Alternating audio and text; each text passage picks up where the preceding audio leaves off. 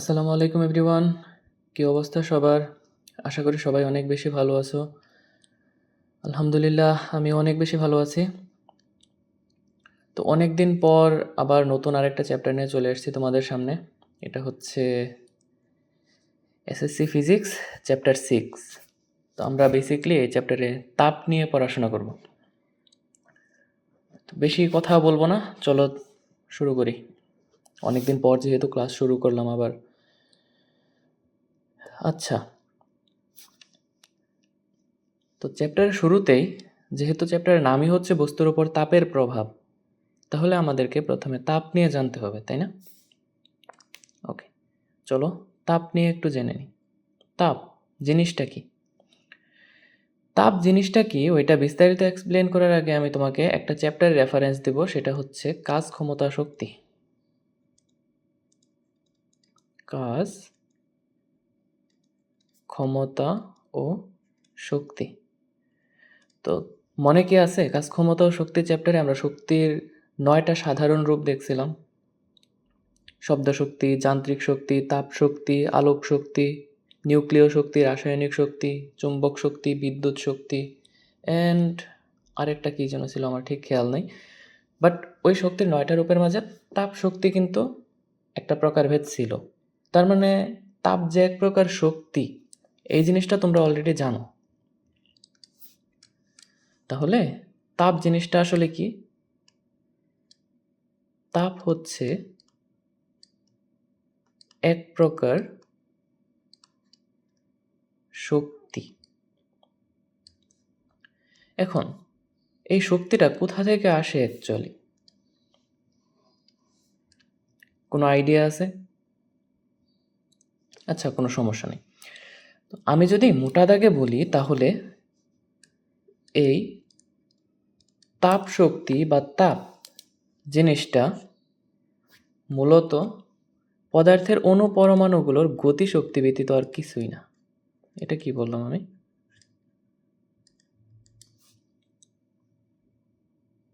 আচ্ছা দেখো, ধরো তোমার এটা হচ্ছে একটা সলিড, যে কোনো সলিড হইতে পারে। আমি ধরো একটা বলই ড্র করি, বল। তো বড় স্কেলে দেখলে বলের তো আমরা অণুপরমাণু দেখতে পারবো না, তাই না? তো চলো এটাকে আমরা একটু জুম করি। জুম করলে দেখতে পারবা যে এখানে কঠিন পদার্থের অণুপরমাণু তো খুব কাছাকাছি থাকে, তাই না? যাই হোক, তো এইখানে অণুপরমাণুগুলো খুব কাছাকাছি অবস্থান করতেছে। বাট স্বাভাবিকভাবে বল স্থির এটা দেখা যাচ্ছে, কিন্তু তুমি যদি আণবিক স্কেলে দেখো তাহলে এই অণুপরমাণুগুলো কোনোটাই স্থির না। এগুলো সর্বদা র্যান্ডমলি মুভ করতে থাকে এইদিক ওইদিক। তো এটা যদি আমি গ্যাসীয় পদার্থ দিয়ে তোমাকে এক্সপ্লেন করতে যাই তাহলে একটু বেশি সুবিধা হবে। দেখো, এটা তোমার একটা পাত্র, অবশ্যই আবদ্ধ পাত্র, কারণ আবদ্ধ পাত্র না হলে তো গ্যাসের অণু থাকবে না।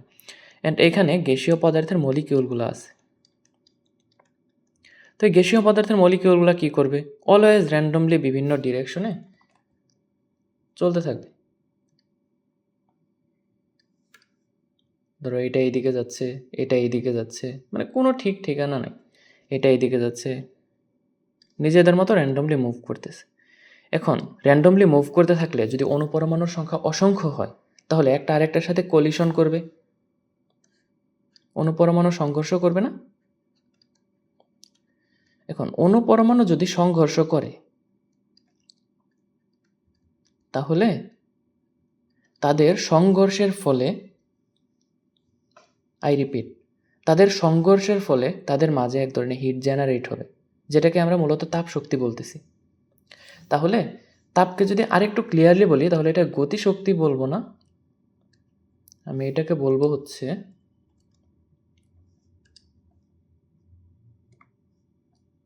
তোমার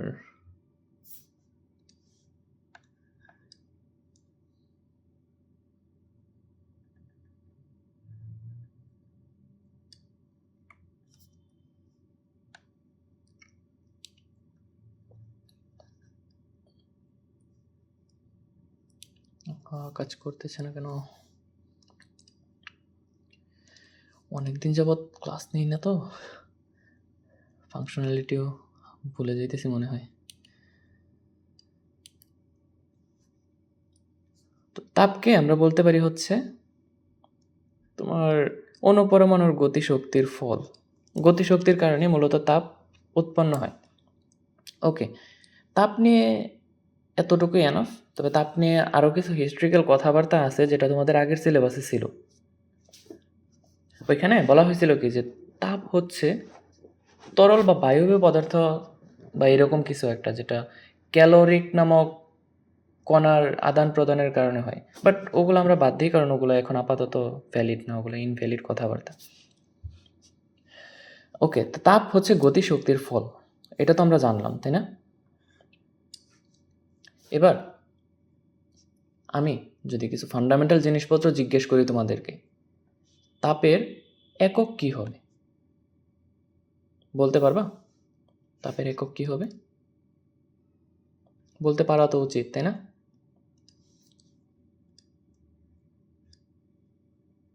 তাপের একক কি হবে? তাপ যেহেতু এক প্রকার শক্তি, তাহলে তাপের একক তো শক্তির এককই হওয়া উচিত, তাই না?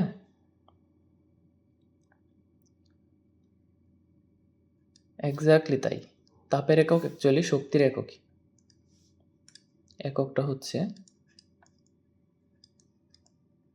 শক্তির একক, বা যেটাকে আমরা এসআই ইউনিটে জুল বলি। এসআই ইউনিটে। তবে তাপের সিজিএস ইউনিটে আরেকটা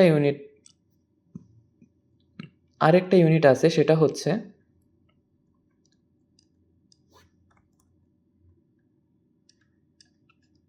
সিজিএস ইউনিটে তাপের একক হচ্ছে ক্যালোরি। CAL দিয়ে লেখা হয়, এটা হচ্ছে ক্যালোরি। অ্যান্ড জুল এবং ক্যালোরির মাঝে একটা সম্পর্ক আছে, সেটা হচ্ছে 1 calorie is equal to 4.2 joule.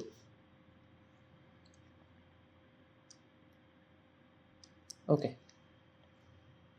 এখন তাপের মাত্রার কথা যদি জিজ্ঞেস করি তোমাদেরকে, বলতে পারবে না?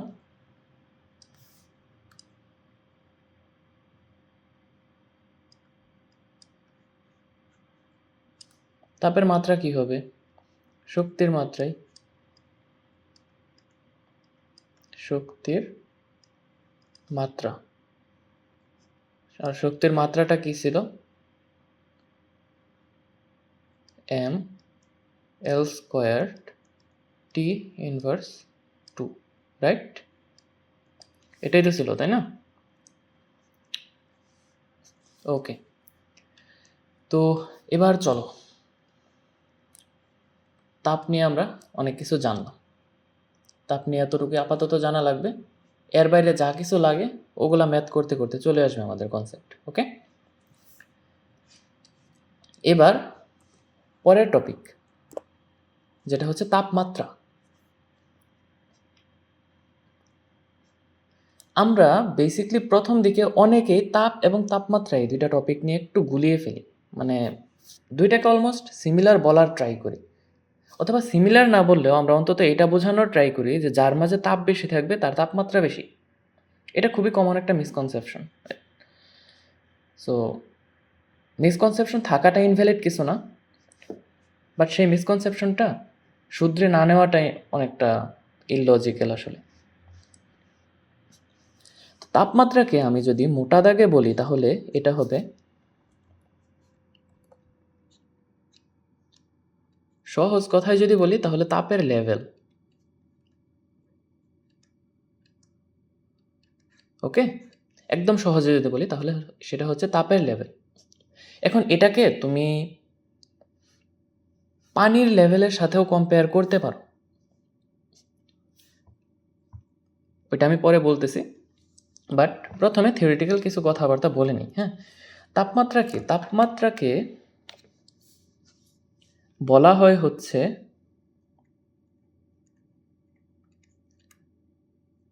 পদার্থের তাপীয় অবস্থা।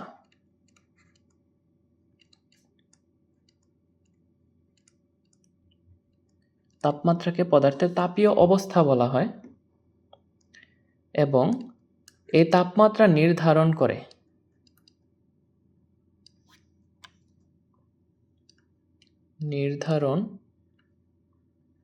করে অন্য বস্তুর সংস্পর্শে তুমি যদি বস্তুটাকে নিয়ে আসো,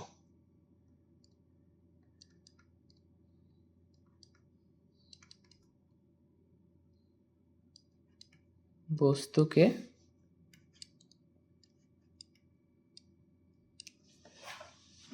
নিয়ে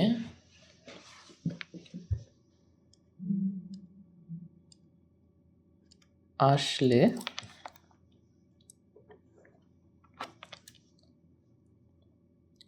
তাপ গ্রহণ করবে নাকি হারাবে?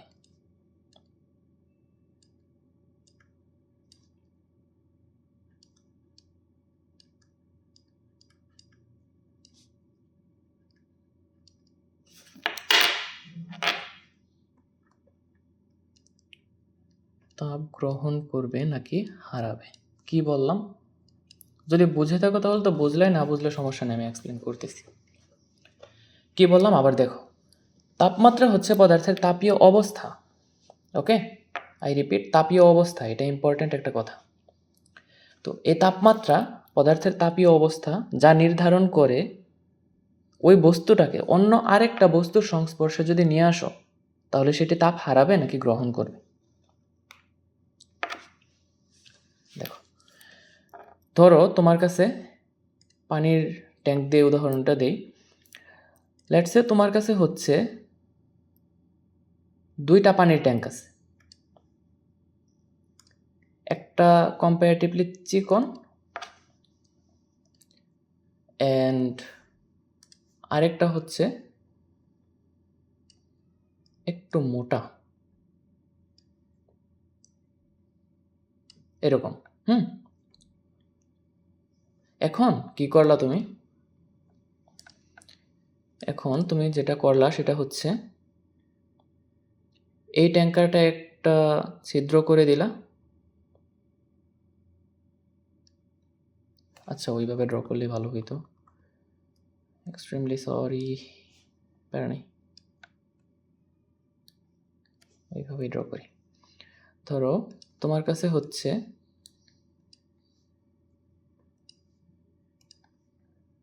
দুইটা ট্যাঙ্কার আছে, পানির ট্যাঙ্কার,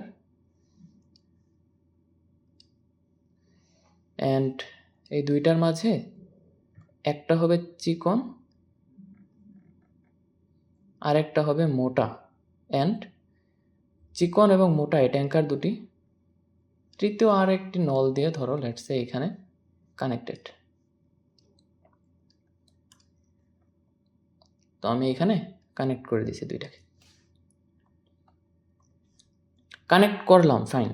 বাট আমি প্রথমেই তোমার পানিটাকে পাস হইতে দিব না, অর্থাৎ আমি এখানে আপাতত একটা বাল্ব দিয়ে অফ করে রাখছি।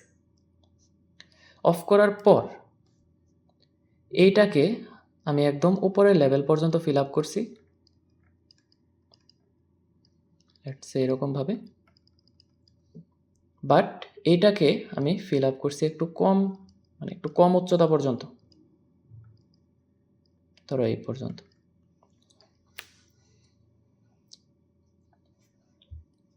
এবার আমার তোমাদের কাছে হচ্ছে একটা কোয়েশ্চেন, সেটা হলো আমি দুইটা চিত্র আঁকাচ্ছি, হ্যাঁ, আমি দুইটা চিত্র ড্র করব, কোনটা কারেক্ট এটা তোমাকে আইডেন্টিফাই করা লাগবে। দেখো, এটাই ডুপ্লিকেট করি আমি দুইবার।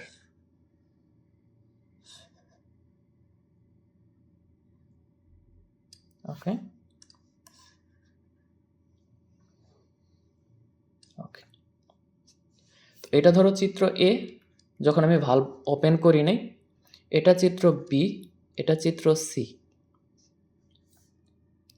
আর এটার চিত্র নাম দেওয়ার দরকার নেই, দুইটা চিত্র ড্র করে দিই এ আর বি নামে। এটা হচ্ছে এ, এটা হচ্ছে বি। এখন চিত্র এতে কি হয়েছে, যে এটার পানির লেভেল, যখন আমি বাল্বটা রিমুভ করতেছি অবশ্যই, এটার পানির লেভেল একটু উপরে উঠে গেছে অ্যান্ড এইখান থেকে পানি একটু কমে গেছে।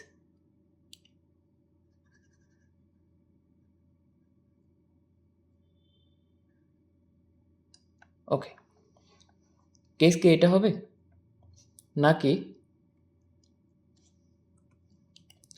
তোমার এখানে সিনারিওটা হবে হচ্ছে এরকম যে এটার লেভেল একটু বাড়ছে, বাট দ্বিতীয়টার লেভেল, সরি, বাম পাশের সিলিন্ডারের লেভেল হচ্ছে ডান পাশেরটার চেয়ে একটু বেশি। এখন আমি তোমাকে যদি আস্ক করি কোনটা কারেক্ট, এ অর বি, কোনটা কারেক্ট হবে? এ কারেক্ট হবে নাকি বি কারেক্ট হবে বলো তো? দুইটাতেই হ্যাঁ ঠিক আছে, চিকন সিলিন্ডার থেকে মোটা সিলিন্ডারে পানি গেছে, বাট কারেক্ট কোনটা? অবশ্যই এ নাম্বারটা। তাহলে তোমার দুইটা সিলিন্ডার যদি যুক্ত করো, পানিপূর্ণ দুইটা সিলিন্ডার, তাহলে এরা ইকুইলিব্রিয়ামে আসে কিভাবে? অবশ্যই এদের হচ্ছে লেভেল যতক্ষণ না সমান হয় ততক্ষণ পর্যন্ত পানির ফ্লো হইতে থাকে।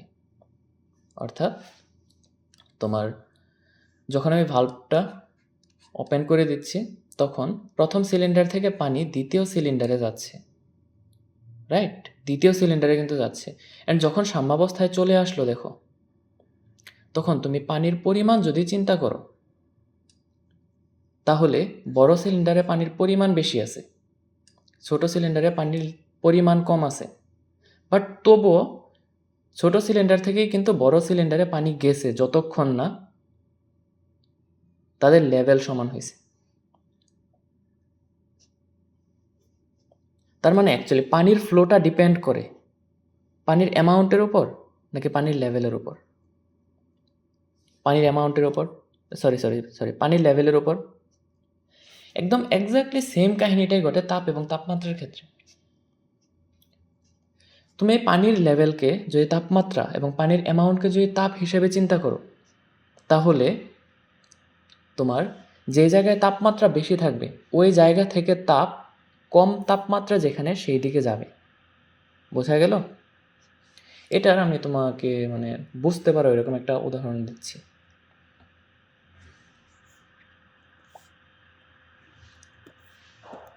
গিভ মি আ মোমেন্ট,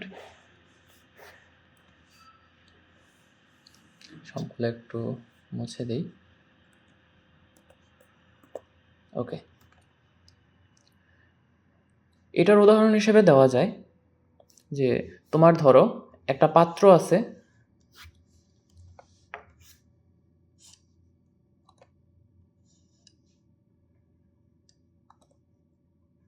একটা পাত্র আছে যেখানে তোমার লেট সাপোজ 5 লিটার পানি আছে এবং পাত্রের টেম্পারেচার তোমরা তো জানোই ডিগ্রি সেলসিয়াস ইউজ করি আমরা, যেটা যদিও পড়াইনি, পড়াবো সামনে, বাট ডিগ্রি সেলসিয়াসের নাম তো শুনছো, নাম শুনলে এনো। ধরো এটার temperature room temperature 25 degree Celsius. এখন তুমি কি করলা, ছোট্ট একটা আলপিন, ধরো এরকম ছোট্ট একটা আলপিনের মাথার পার্টটুকু তো মেটালের হয়, তাই না? তো আলপিনের মাথার এই পার্টটুকু গরম করছো প্রচুর পরিমাণে, লেটস সে 90-95 ডিগ্রি সেলসিয়াসে উত্তপ্ত করছো। এখন কথা হচ্ছে তুমি যদি এই আলপিনটাকে ধরে নিয়ে পানিতে ডুবাইয়ে দাও তাহলে কি হবে? আলপিনটা ঠান্ডা হবে না পানি গরম হবে? মানে কম্পারেটিভলি আলপিন বেশি ঠান্ডা হবে না পানি বেশি গরম হবে বলো তো? এই আলপিনটাকে যদি তুমি পানির মধ্যে ডুবাইয়ে দাও, আমি কালারটা একটু চেঞ্জ করে দিই, লেটস সে নীল কালার। ওকে,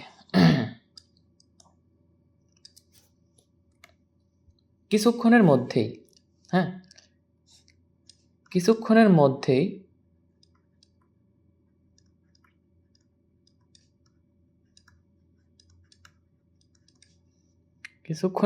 কিন্তু আলপিন ঠান্ডা হয়ে যাবে। পানির টেম্পারেচার খুব বেশি বাড়বে না, বাট আলপিন ঠান্ডা হয়ে যাবে।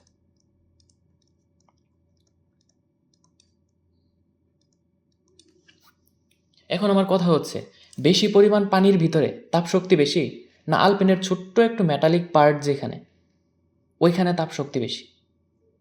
অবশ্যই পানির পরিমাণ অনেক বেশি যেখানে, ওইখানে তাপশক্তি অনেক বেশি।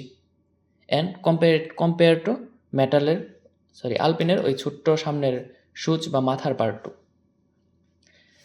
কিন্তু পানিতে তাপ বেশি হওয়ার পরেও আলটিমেটলি কিন্তু তাপ আলপিন থেকে পানিতে গেছে, যার কারণে পানির তাপমাত্রা উল্লেখযোগ্য হারে বাড়ে নাই, আলপিনের তাপমাত্রা উল্লেখযোগ্য হারে কমে গেছে। বোঝা গেল?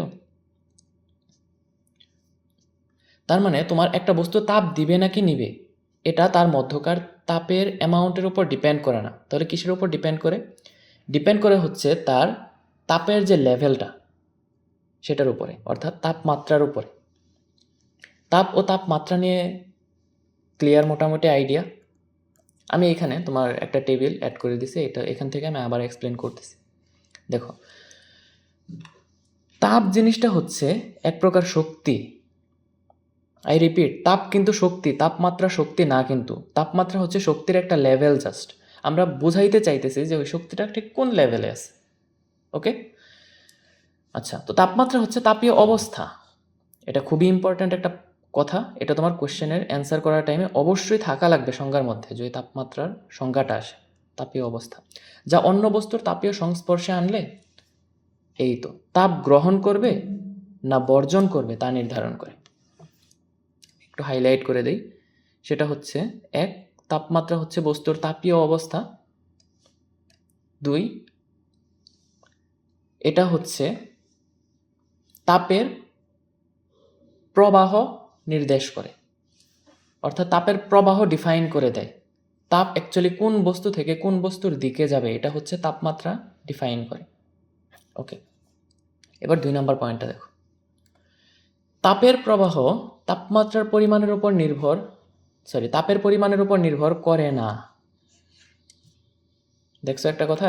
এই কথাটা নিয়ে আমি কিন্তু অনেকক্ষণ কথা বললাম, আজেরিয়া পেঁচাল পড়লাম, যাই বলো। তাপের প্রবাহ তাপের পরিমাণের উপর নির্ভর করে না, তাহলে কিসের উপর নির্ভর করে?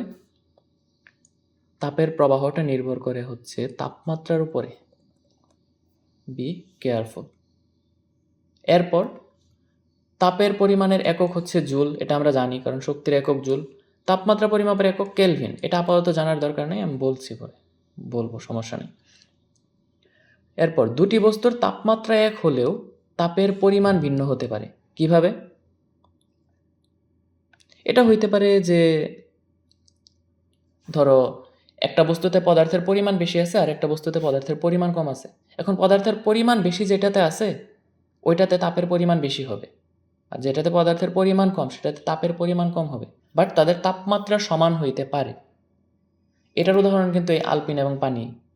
95 ডিগ্রি সেলসিয়াস তাপমাত্রার আলপিন যখন 25 ডিগ্রি সেলসিয়াস তাপমাত্রার পানিতে ডুবাই দিছ, কিছুক্ষণ পর হয়তোবা দেখবা পানির তাপমাত্রা 2 ডিগ্রি বা 3 ডিগ্রি বাড়লো, 28 ডিগ্রি সেলসিয়াস, কিন্তু আলপিনের তাপমাত্রা 95 থেকে 28-এর জাম্প করবে। পানি কিন্তু খুব অল্প তাপমাত্রা বাড়ছে, কিন্তু আলপিনের তাপমাত্রা খুবই উল্লেখযোগ্য পরিমাণে কমে আলটিমেটলি সমান তাপমাত্রায় চলে আসছে।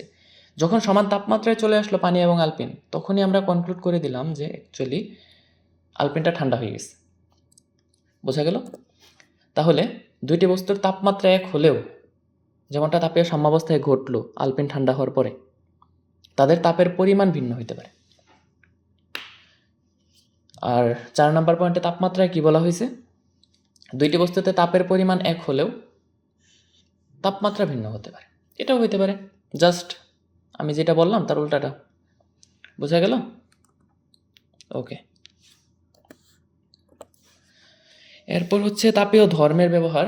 তাপীয় ধর্মের ব্যবহারটা বোঝানোর আগে আমি তোমাকে আরেক তাপমাত্রার একক, তারপরে হচ্ছে আরও হাবিজাবি যা আছে ওগুলো একটা এক্সপ্লেন করে দিই। ওকে, তো প্রথমত তাপমাত্রার একক হচ্ছে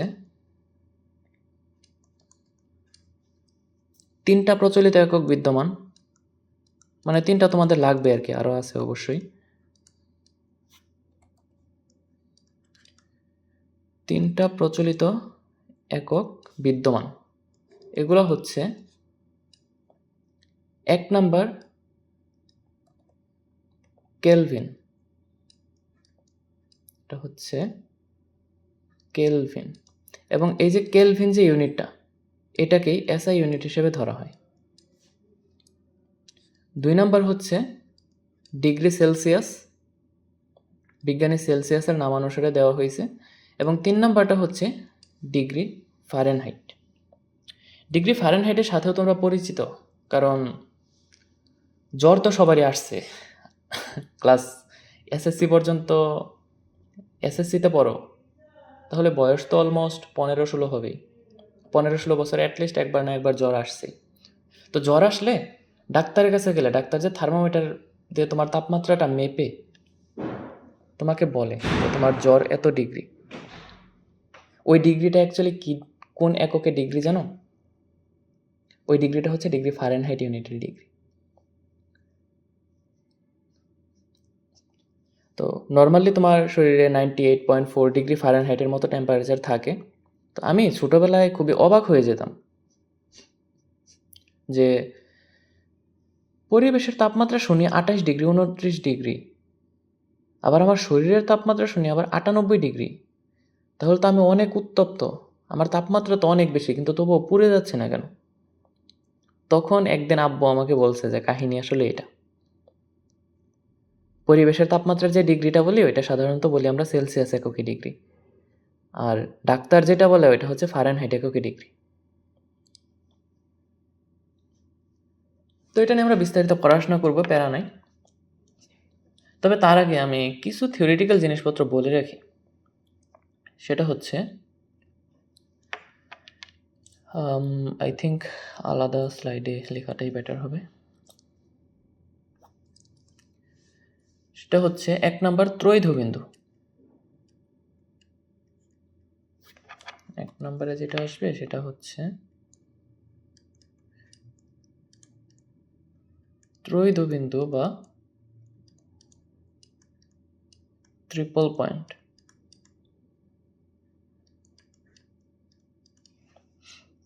ত্রৈধবিন্দু জিনিসটা কি আসলে? ত্রৈধবিন্দু জিনিসটা হচ্ছে অ্যাকচুয়ালি তাপমাত্রা, হ্যাঁ। তবে এটা যে কোনো তাপমাত্রা না, এটা হচ্ছে একটা বিশেষ সিনারিওর ক্ষেত্রে বা বিশেষ একটা কন্ডিশনের তাপমাত্রা, বিশেষ একটা স্টেটের তাপমাত্রা।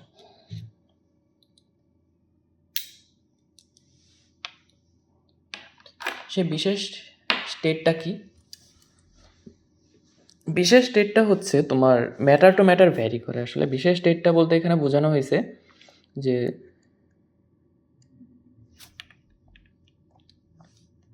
যে তাপমাত্রায়, আই রিপিট, যে তাপমাত্রায় কোনো পদার্থ কঠিন, তরল ও গ্যাসীয়, এই 3 অবস্থায় বিরাজ করে।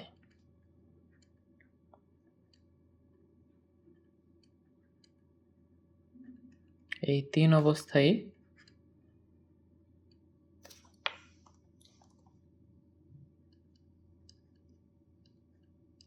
বিরাজ করে। এটা কি বললাম? পদার্থ কঠিন, তরল, গ্যাসীয় একই সাথে বিরাজ করবে কেন? তাই না? উইয়ার্ড খুবই।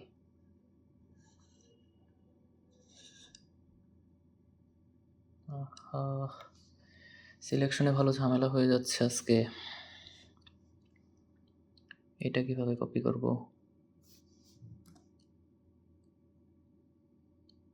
সম্পূর্ণটাই তো সিলেক্ট হয়ে যাচ্ছে। আচ্ছা, যাই হোক। তো যে তাপমাত্রায় কোনো পদার্থ কঠিন, তরল, গ্যাসীয় 3 অবস্থায় বিরাজ করে সেটা হচ্ছে ত্রৈধবিন্দু। এখন এটার একটা উদাহরণ দিই আমি তোমাকে, সেটা হচ্ছে পানির। মুখস্থ রাখা লাগবে যদিও। পানির ক্ষেত্রে এই ত্রৈধবিন্দুটা হচ্ছে 4.58 মিলিমিটার পারদ চাপে, বুঝছো? 4.58 মিলিমিটার পারদ চাপে 273.15 কেলভিন। এটা হচ্ছে পানির ক্ষেত্রে ত্রৈধবিন্দু। এটা তোমার মুখস্থ রাখা লাগবে।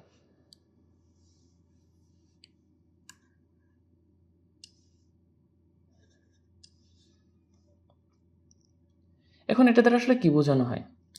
দেখো, খুব বেশি টেনশন নেওয়া লাগবে না। 4.58 মিলিমিটার চাপে 273.15 কেলভিন, এই অবস্থায় পানি কঠিন, তরল, গ্যাসীয়, অর্থাৎ বরফ, পানি, বাষ্প তিনটে একসাথে থাকবে। এখন 4.58 মিলিমিটার পারদ চাপটা তো একটু তোমার জন্য টাফ হয়ে যাবে আইডেন্টিফাই করা, বাট আমি তোমাকে ছোট্ট একটা উদাহরণ দিই। সেটা হচ্ছে, তুমি যখন একটা বরফের টুকরা নাও, লেটস সে এটা, এন্ড বরফের টুকরা তুমি পরিবেশে রেখে দাও, ফ্রিজ থেকে জাস্ট বের করে বরফের টুকরাটা বাইরে রাখছো। বাইরে রাখার পর কি দেখা যায়? একে তো বরফ, ধরো 30 সেকেন্ড অতিবাহিত হওয়ার পর ফ্রিজ থেকে বরফ বাইরে বের করছো, 30 সেকেন্ড গেছে, কিছু পরিমাণ বরফ দেখবা বাষ্প হয়ে চারদিকে ছড়াই পড়তেছে, ফগের মতো, মানে কুয়াশার মতো। শীতের দিন স্পেশালি বেশি দেখতে পারবা এই জিনিসটা। আবার দেখবা কিছু পরিমাণ বরফ গলে তুমি যে পাত্রে রাখছো ওই পাত্রে পানিতে পরিণত হইতেছে। আবার বরফ ইটসেলফ, সে নিজেও আছে। তার মানে ফ্রিজ থেকে যখন বের করলাম মাত্র, তখন বরফ একই সাথে, বরফ, পানি, বাষ্প, 3 স্টেটেই বিরাজ করে না? ত্রৈধবিন্দুতে কিছুটা এরকম ঘটনাই ঘটে। এখন এই ত্রৈধবিন্দু বা ট্রিপল পয়েন্ট টেম্পারেচার হচ্ছে কোনো একটা স্পেসিফিক বা সার্টেন প্রেশারের জন্য আইডেন্টিফাই করা হয়। অ্যান্ড এটা হচ্ছে এক্স্যাক্টলি একটা তাপমাত্রা, অর্থাৎ তোমার যেই তাপমাত্রায়, ধরো পার্টিকুলার একটা প্রেশার অ্যান্ড কোনো একটা নির্দিষ্ট তাপমাত্রায় কোনো একটা পদার্থ কঠিন, তরল, গ্যাসীয় 3 অবস্থাতে বিরাজ করবে, এটা হচ্ছে ত্রৈধবিন্দু বা ট্রিপল পয়েন্ট। বুঝলাম? ওকে। এবার আমাদের আরেকটা জিনিস জানা লাগবে। পেজটা একটু ডুপ্লিকেট করি।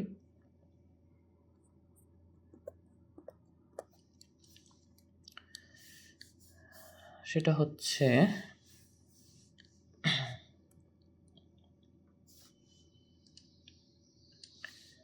আমরা তো তাপীয় অবস্থা জানলাম, এবার আমরা আরেকটা জিনিস জানবো, সেটা হচ্ছে তাপীয় ধর্ম।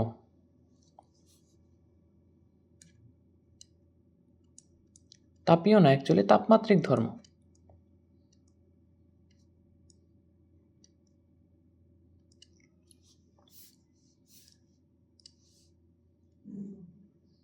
তাপমাত্রিক ধর্ম জিনিসটা কি?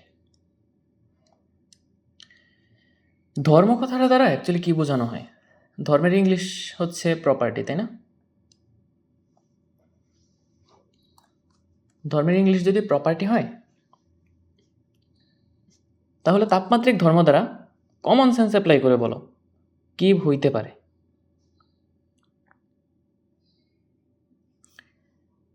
যদি বলতে না পারো আমি বলতেছি, সমস্যা নেই। তাপমাত্রিক ধর্ম বলতে বোঝানো হয় যে তোমার কোনো একটা বস্তুর যদি তুমি তাপমাত্রা চেঞ্জ করো, তাহলে যেই ধর্মটা উল্লেখযোগ্যভাবে পরিবর্তিত হয় সেটা হচ্ছে তাপমাত্রিক ধর্ম। অর্থাৎ তোমার বস্তুর মধ্যে তো অনেক প্রকার ধর্ম থাকে, যেমন বস্তুর ভর একটা ধর্ম, বস্তুর গতি একটা ধর্ম, তারপর অণুগুলোর র্যান্ডম মোশন, কোনো একটা বস্তুর মধ্যকার অণুগুলোর, এটাও একটা ধর্ম। এগুলো এদের মানে এক একটা ধর্ম না? সিমিলারলি এটা হচ্ছে তাপমাত্রিক ধর্ম বা তাপমাত্রিক ধর্মের ক্ষেত্রে যে ধর্মটা, এটা হচ্ছে মূলত তুমি বস্তুর মাঝে টেম্পারেচার যদি ভেরিয়েশন ঘটাও, তাহলে যেই ধর্মটা তোমার উল্লেখযোগ্য হারে পরিবর্তিত হবে।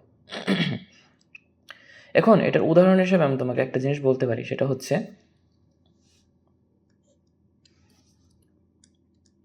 পারদের ক্ষেত্রে দৈর্ঘ্য বা পারদের ক্ষেত্রে উচ্চতা, এটা হচ্ছে পারদের তাপমাত্রিক ধর্ম একটা। এটা আমি কিভাবে বললাম দেখো, তোমার যদি একটা পাত্রে তুমি পারদ নাও, ধরো চিকন, একদম চিকন একটা পাত্র, আমি থার্মোমিটার দিয়ে তোমাকে বোঝাই, যদি আমি পড়াবো আজকে থার্মোমিটার, বাট থার্মোমিটার দিয়ে বোঝাই কারণ এই জিনিসটা তোমরা চিনো। তো থার্মোমিটার যখন আমরা ক্যালিব্রেট করি প্রথমে তাপমাত্রা পরিমাপ করার আগে, তখন কয়েকটা ঝাঁকি দেই। ঝাঁকি দিলে কি হয়, থার্মোমিটারের পারদের লেভেলটা একটু নিচে নামে। এরপর আমরা যখন বডির টেম্পারেচারটা পরিমাপ করি, অর্থাৎ পরিবেশের চেয়ে বেশি তাপমাত্রার কোনো একটা জায়গায় স্পর্শ করে, তখন কি হয়, পারদটা ধীরে ধীরে উপরের দিকে ওঠে না, অর্থাৎ পারদের উচ্চতা বৃদ্ধি পায়। এই যে উচ্চতাটা বৃদ্ধি পাইল না, এটা কি হইল অ্যাকচুয়ালি, পারদ তার উচ্চতার ধর্মের পরিবর্তন করলো। কিসের জন্য, তাপমাত্রার ভেরিয়েশনের কারণে। এই যে তাপমাত্রার ভেরিয়েশনের কারণে পারদ যে তার উচ্চতার ধর্মটা পরিবর্তন করলো বা দৈর্ঘ্য পরিবর্তন করলো, এই ধর্মটাকে বলা হয় তাপমাত্রিক ধর্ম। তাহলে আমি যদি এটা ডেফিনেশনটা লিখে দিই তাহলে কিভাবে লিখবো দেখো, তুমি তাপমাত্রার পরিবর্তন করবা, তাপমাত্রার পরিবর্তনে তোমার কোনো একটা সার্টেন পদার্থের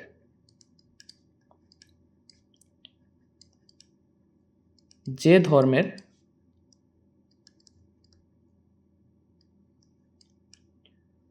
উল্লেখযোগ্য পরিবর্তন হয়, হ্যাঁ, যে ধর্মের উল্লেখযোগ্য পরিবর্তন হয় এবং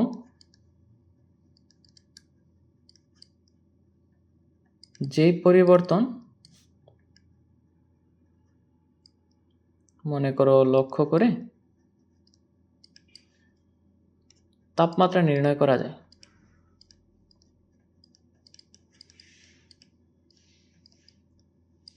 তাপমাত্রা নির্ণয় করা হয় বা করা যায়, সেটা হচ্ছে বস্তুর তাপমাত্রিক ধর্ম। তাহলে কি পয়েন্ট হচ্ছে দুইটা, একটা হচ্ছে তাপমাত্রার ভেরিয়েশন ঘটানো লাগবে, 2 নাম্বার হচ্ছে তাপমাত্রার ভেরিয়েশনে ওই ধর্মটা উল্লেখযোগ্য পরিবর্তন হওয়া লাগবে, মানে খালি চোখে দেখা যায় এরকম পরিবর্তন। তাহলে যে ধর্মটার পরিবর্তন হবে সেই ধর্মটা হচ্ছে তাপমাত্রিক ধর্ম। এরপর আসে তোমার আরেকটা নতুন নাম, সেটা হচ্ছে তাপমাত্রিক পদার্থ।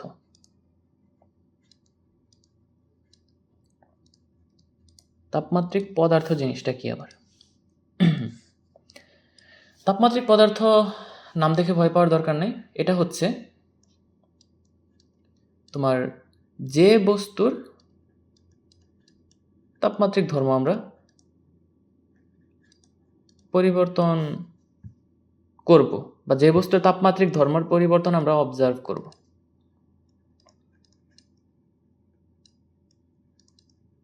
পরিবর্তন আমরা অবজার্ভ করে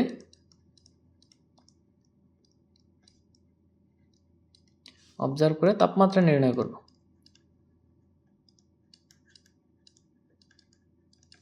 তাপমাত্রা নির্ণয় করব। ওকে ওকে, এবার আমরা আমাদের চ্যাপ্টারে মনে করো যেগুলো তোমাদের অ্যাকচুয়ালি দরকার এরকম পার্টে যাইতে পারবো। ওকে, তো এই স্লাইডটা আবার একটু ডুপ্লিকেট করি আমি, দেন হচ্ছে থার্মোমিটার নিয়ে একটু পড়াশোনা করি। আচ্ছা দেখো, এখন থার্মোমিটার কিভাবে কাজ করে এটা তোমাদেরকে বোঝানোর দরকার নাই, আই এম ড্যাম শিওর, কারণ তোমরা সবাই থার্মোমিটার চিনো। যদি না চিনে থাকো তাহলে আমি সাজেস্ট করব ডাক্তারের কাছে যাও, যদি তোমার জ্বর নাও আসে তবু ডাক্তারকে বলো, স্যার আমার জ্বর আসছে, আমি টেম্পারেচার মাপবো। তারপর ওনার কাছ থেকে থার্মোমিটারটা নেও, ভালোভাবে দেখো, নিজের তাপমাত্রা পরিমাপ করো, তারপর বাসায় চলে আসো, থার্মোমিটার তোমার দেখা শেষ। হ্যাঁ, এখন সামহাও আবার তোমার ভাবতেছো জ্বর নাই, ডাক্তারের কাছে গিয়ে থার্মোমিটার দিয়ে তাপমাত্রা পরিমাপ করার পর দেখলো তোমার জ্বর চলে আসছে, এরকম হইতে পারে, কিন্তু আসলে পারে না। তো এই ক্ষেত্রে আরও ভালো হইলো যে তোমার জ্বর আছে এটা আইডেন্টিফাই করতে পারলা, চিকিৎসা করতে পারবা। এনিওয়েজ, তো থার্মোমিটার নিয়ে আমরা একটু পড়াশোনা করি। আমি কথা বলবো মেনলি হচ্ছে ক্লিনিক্যাল থার্মোমিটারটা নিয়ে, যেটা হচ্ছে তোমার না সরি ক্লিনিক্যাল থার্মোমিটার না, অ্যাকচুয়ালি নর্মাল থার্মোমিটার নিয়ে, যেটা তোমরা নর্মালি দেখে থাকো বাজারে। অ্যাকচুয়ালি ক্লিনিক্যাল থার্মোমিটার দেখো, আমি আলোচনা করবো নর্মাল থার্মোমিটার। এনিওয়েজ, আমরা বেসিক্যালি 3টা থার্মোমিটার নিয়ে এখানে আলোচনা করব। 1 নম্বর থার্মোমিটার হচ্ছে ডিগ্রি ফারেনহাইট থার্মোমিটার, যেটা আমাদের খুবই পরিচিত একটা থার্মোমিটার। ডাক্তারের দোকানে গেলেই কিংবা ডাক্তারের চেম্বারে গেলেই হচ্ছে আমরা এটা দেখতে পাই। 2 নম্বর হচ্ছে ডিগ্রি সেলসিয়াস থার্মোমিটার, যেটা নর্মাল সিনারিওতে আমরা দেখি না, বাট তুমি বাজারে খোঁজ নিলে দেখতে পারবা যে ডিগ্রি ফারেনহাইট ডিগ্রি সেলসিয়াস 2 স্কেলেই পাওয়া যায়, এরকম থার্মোমিটারও আছে। আচ্ছা, এরপর 3 নাম্বার যেটা হচ্ছে নর্মাল সিনারিওতে তোমরা ইউজই করবা না, সেটা হচ্ছে ক্যালভিন টেম্পারেচার, ক্যালভিন থার্মোমিটার।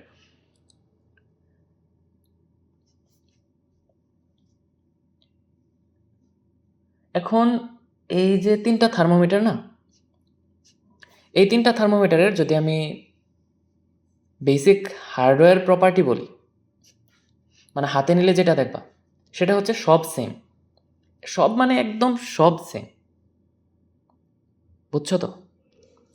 মানে 3টা থার্মোমিটার নিবা, 3টার উচ্চতা সেম, মানে লম্বা 3টা সেম, 3টার দেখবা প্রস্থও সেম, অ্যান্ড 3টার মধ্যে যে পদার্থ ব্যবহার করছে, লেটস সে পারদ, ওইটাও সেম। তাহলে ডিফারেন্সটা কোথায় আসে আসলে? থার্মোমিটারে ডিফারেন্সটা আসেই হচ্ছে মূলত লেভেলিংয়ে। সেটা কেমন? যেমন তোমার নিচে তো ভাল্ব থাকবে ছোট একটা, তাই না? এখানে একটা করে ভাল্ব থাকে প্রত্যেকটা থার্মোমিটারে। যদি এখানে আমি ওইভাবে ভালোভাবে ড্র করতে পারি নাই, আমার ড্রয়িং স্কিল খুবই খারাপ আসলে, বাট তবুও দেখি ডটেড লাইন ড্র করা যায় কিনা। ডটেড লাইনের জন্য নাকি প্রিমিয়াম নেওয়া লাগবে। আচ্ছা, হাত দিয়েই ড্র করি। ওকে, তোমার ধরো এইটা একটা লেভেলিং, যেটা তুমি যে থার্মোমিটারটা নিয়েছো ওই থার্মোমিটারের সর্বনিম্ন তাপমাত্রা। এটা আরেকটা লেভেলিং, যেটা হচ্ছে তোমার থার্মোমিটারের সর্বোচ্চ তাপমাত্রা, মানে ওই থার্মোমিটার দিয়ে ম্যাক্সিমাম অত তাপমাত্রা তুমি মাপতে পারবা। অ্যান্ড তাদের মাঝখানে কিছু গ্যাপ আছে, যেটাকে মৌলিক ব্যবধান বলা হয়, অ্যান্ড একে ক্যাপিটাল এন দিয়ে প্রকাশ করে। এন কিন্তু দৈর্ঘ্য না, এন হচ্ছে ভাগ সংখ্যা। এটা আসতেছে পরে, এখনই প্যারা নেওয়ার দরকার নেই। এখন তোমাকে কিছু জিনিস মনে রাখা লাগবে, সেটা হচ্ছে থার্মোমিটারের এই যে নিচের যে পয়েন্টটা না, এই নিচের পয়েন্টটাকে বলা হয় নিম্ন স্থিরাঙ্ক। আমি শুধু নিম্ন লিখে দেই, অ্যান্ড বাকি অনেকগুলো নাম আছে ওগুলো আলাদা করে লিখতেছি। অ্যান্ড উপরের যে পয়েন্টটা, এটাকে বলা হয় ঊর্ধ্ব স্থিরাঙ্ক। এখন ওই যে পয়েন্ট, আচ্ছা নিম্ন ঊর্ধ্ব না লিখে আমি আরেকটা কাজ করতে পারি আসলে। দেখো, লেটস সে এটাকে দিলাম এফ, ফ্রিজিং পয়েন্ট, এই দিই। আচ্ছা, আমি এত কনফিউজ হইতেছি কেন?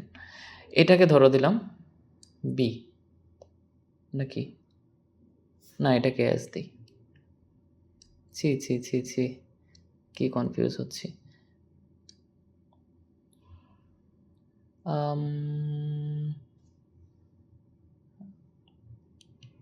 আচ্ছা, আই এম সরি, নোটেশনটা এখন ঠিক করে দিচ্ছি।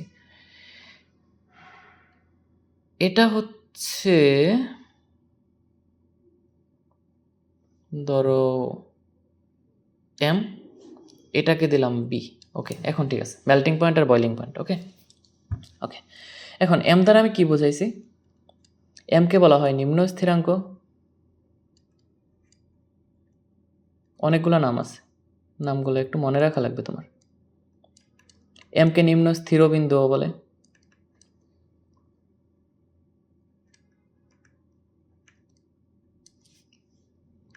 এমকে বলে বরফ বিন্দু,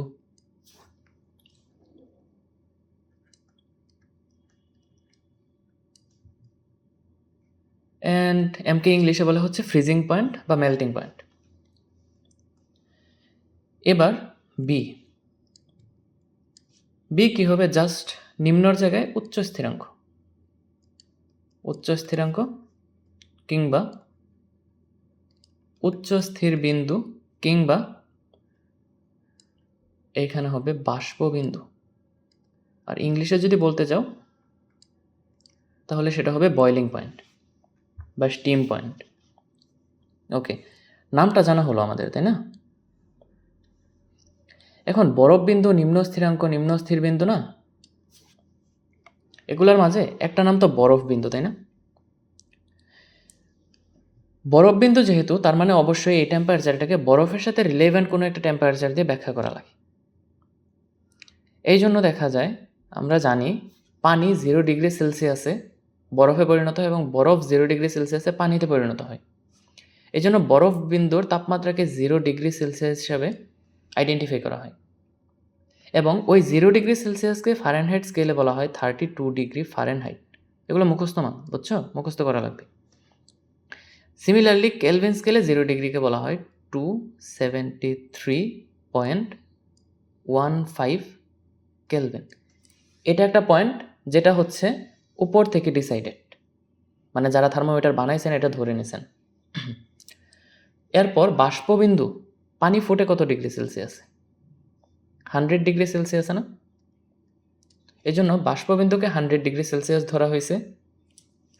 100 ডিগ্রি সেলসিয়াসের সমতুল্য ফারেনহাইটে তাপমাত্রা ধরা হয়েছে হচ্ছে 212 ডিগ্রি ফারেনহাইট এবং কেলভিন স্কেলে ওইটা ধরা হয়েছে 373.15 কেলভিন। এই জিনিসগুলো মনে রাখা লাগবে। তাহলে এখন মৌলিক ব্যবধানের কথা যদি বলি, মৌলিক ব্যবধান ডিগ্রি সেলসিয়াসে মৌলিক ব্যবধান তাহলে কত হইল? বাষ্পবিন্দু থেকে বরফ বিন্দুকে মাইনাস করলে যতগুলো সংখ্যা আসে বা যত ভাগ আসে ওইটাই হচ্ছে মৌলিক বিন্দু বা মৌলিক ব্যবধান। তাহলে সেলসিয়াস স্কেলের ক্ষেত্রে মৌলিক ব্যবধান 100 ডিগ্রি মাইনাস 0 ডিগ্রি, মানে ডিগ্রি দেওয়া যাবে না এখানে, অ্যাকচুয়ালি 100 মাইনাস 0 মানে হচ্ছে 100 ডিগ্রি। ফারেনহাইটের ক্ষেত্রে সিনারিওটা একটু চেঞ্জ হয়ে যায়, সেটা হচ্ছে 212 মাইনাস 32, অর্থাৎ টোটাল 180টা ভাগে ভাগ করা হয়।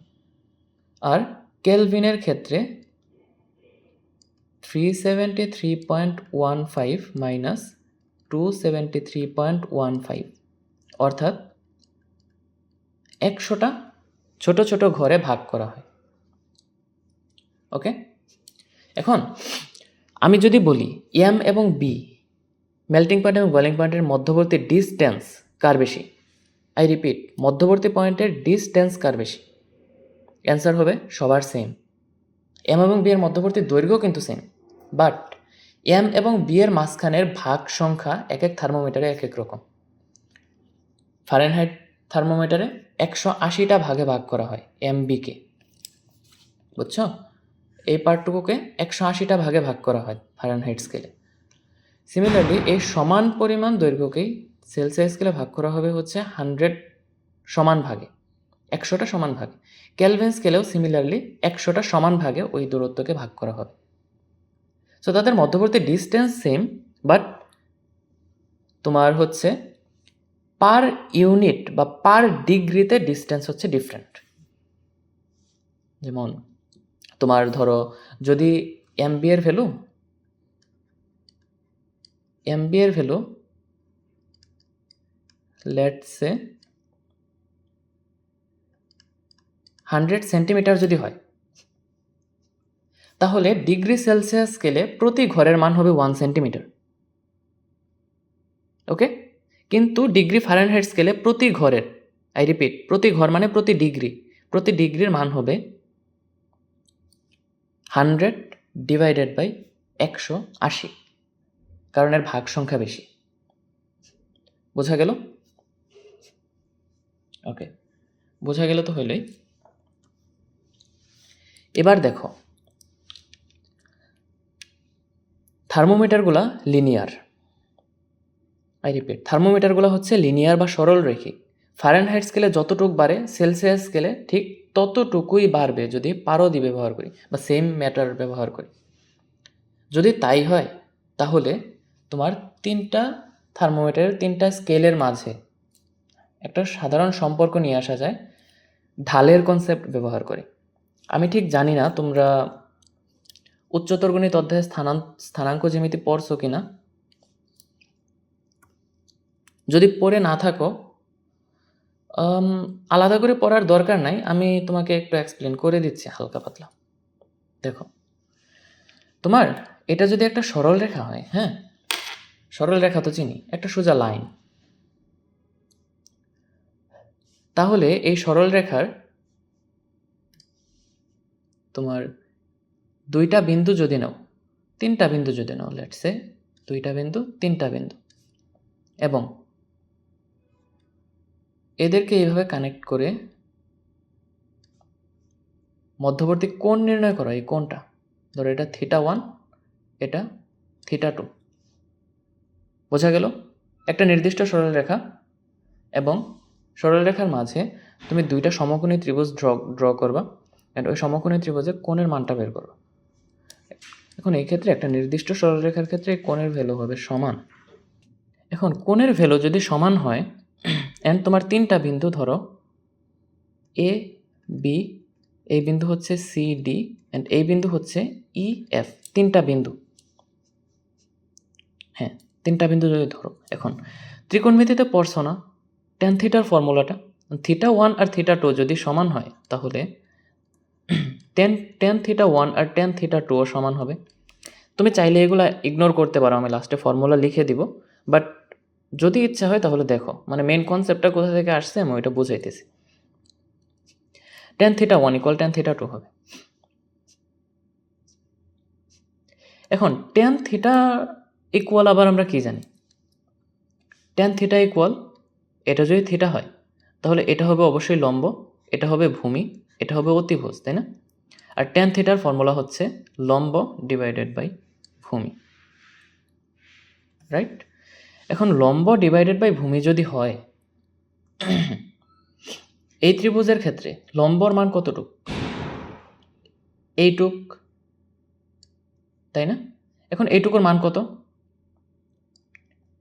এইটুকুর মান হবে এই বিন্দুর কোটি মাইনাস এই বিন্দুর কোটি। তাহলে দেখো, এই বিন্দুর কোটি হচ্ছে এই পজিশনে আছে, আর এই বিন্দুর কোটি হচ্ছে এই পজিশনে আছে। তো এদের মাঝে যদি ডিফারেন্সটা বের করে ফেলো তাহলে তো তুমি লম্বের মান পেয়ে যাবা। তাহলে এখান থেকে লম্বের ভ্যালুটা আসবে হচ্ছে ডি মাইনাস বি। আর ভূমি কত আসবে? ভূমি আসবে হচ্ছে এই বিন্দুর ভুজ মাইনাস এই বিন্দুর ভুজ, এই ডিস্টেন্সটুকু, অর্থাৎ C minus A, C minus A. Similarly tan θ2 এর ক্ষেত্রেও সেম কাহিনী করতে পারবা, F minus D divided by E minus C. এখন এটা আমি কেন এক্সপ্লেন করলাম দেখো, এখন বোঝাচ্ছি এটা কেন এক্সপ্লেন করলাম। এটা কোথায় রাখা যায়, এটা তোমার একটা বক্স করে আলাদা করে রেখে দিই।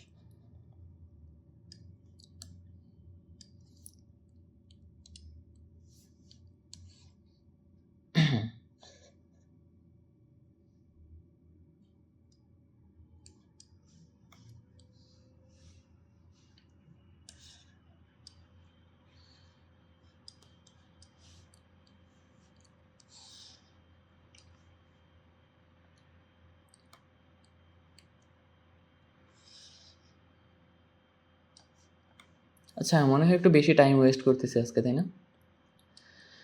এক্সট্রিমলি সরি ফর দ্যাট, কারণ এই টপিকগুলো না পড়িয়ে যাওয়াটা আমার কাছে খুব কষ্টকর হয়ে যাচ্ছে আমার জন্য আর কি।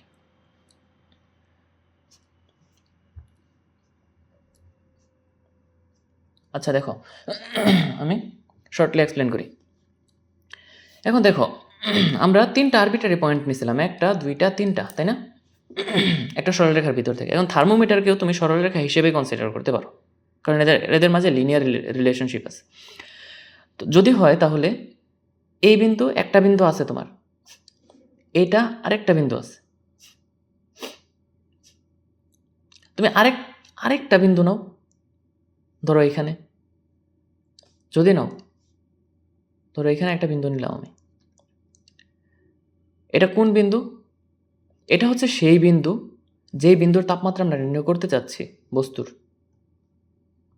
লেটস সে ফারেনহাইট স্কেলে এটাকে বললাম টিএফ বা temperature in Fahrenheit scale, Celsius স্কেলে এটাকে বললাম TC temperature in Celsius scale, আর কেলভিন স্কেলে এটাকে বললাম টিকে।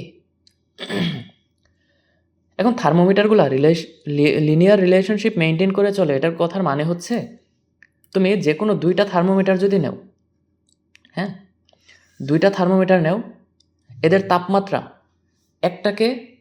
একটাকে ওয়াই অক্ষে এবং একটাকে এক্স অক্ষে বসাও, সামথিং লাইক এরকম।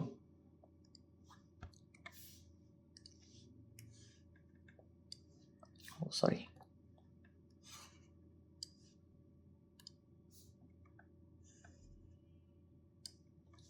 ধরো তুমি ডিগ্রি ফারেনহাইটকে ওয়াই অ্যাক্সিসে অ্যান্ড ডিগ্রি সেলসিয়াস স্কেলকে এক্স অ্যাক্সিসে বসাইছো। যদি বসাও তাহলে এদের মাঝে যে সম্পর্কটা আসবে সেলসিয়াস এবং ফারেনহাইট স্কেলে, ওই সম্পর্কটা আসবে হচ্ছে এরকম তোমার এরকম,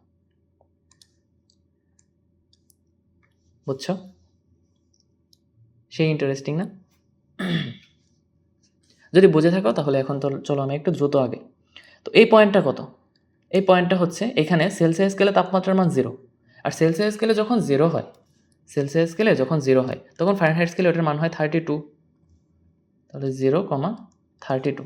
এখন আমার আরেকটা পয়েন্ট জানা আছে, সেটা হচ্ছে ঊর্ধ্বস্থির বিন্দু 212 ডিগ্রি ফারেনহাইট, তখন সেলসিয়াস স্কেলে মান কত?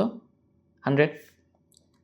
তো ধরলাম এটা হচ্ছে আমার সেকেন্ড পয়েন্টটা, যে পয়েন্টে সেলসিয়াস স্কেলে হচ্ছে 100, এক্স অ্যাক্সিস বরাবর রাখলাম ভুজে, এবং ওয়াই অ্যাক্সিসে হচ্ছে Fahrenheit 212 degree.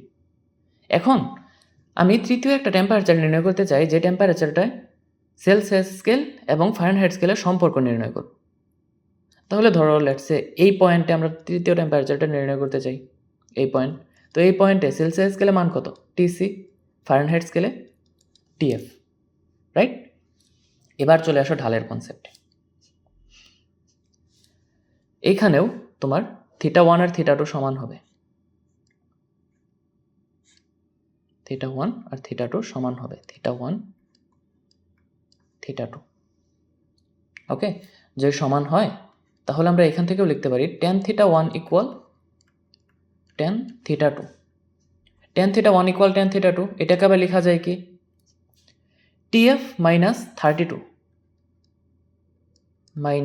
32 divided by TC minus 0 equal tan θ2 এর জন্য কি লেখা যায়? 212 মাইনাস TF, তাই না? 212 minus TF divided by 100 minus TC। Okay, 100 minus TC। এরপরের লাইনটা লক্ষ্য করো, আমি TC মাইনাস 0 এই পার্ট এখন কাটবো না। কেন কাটবো না পরে বুঝতে পারবা।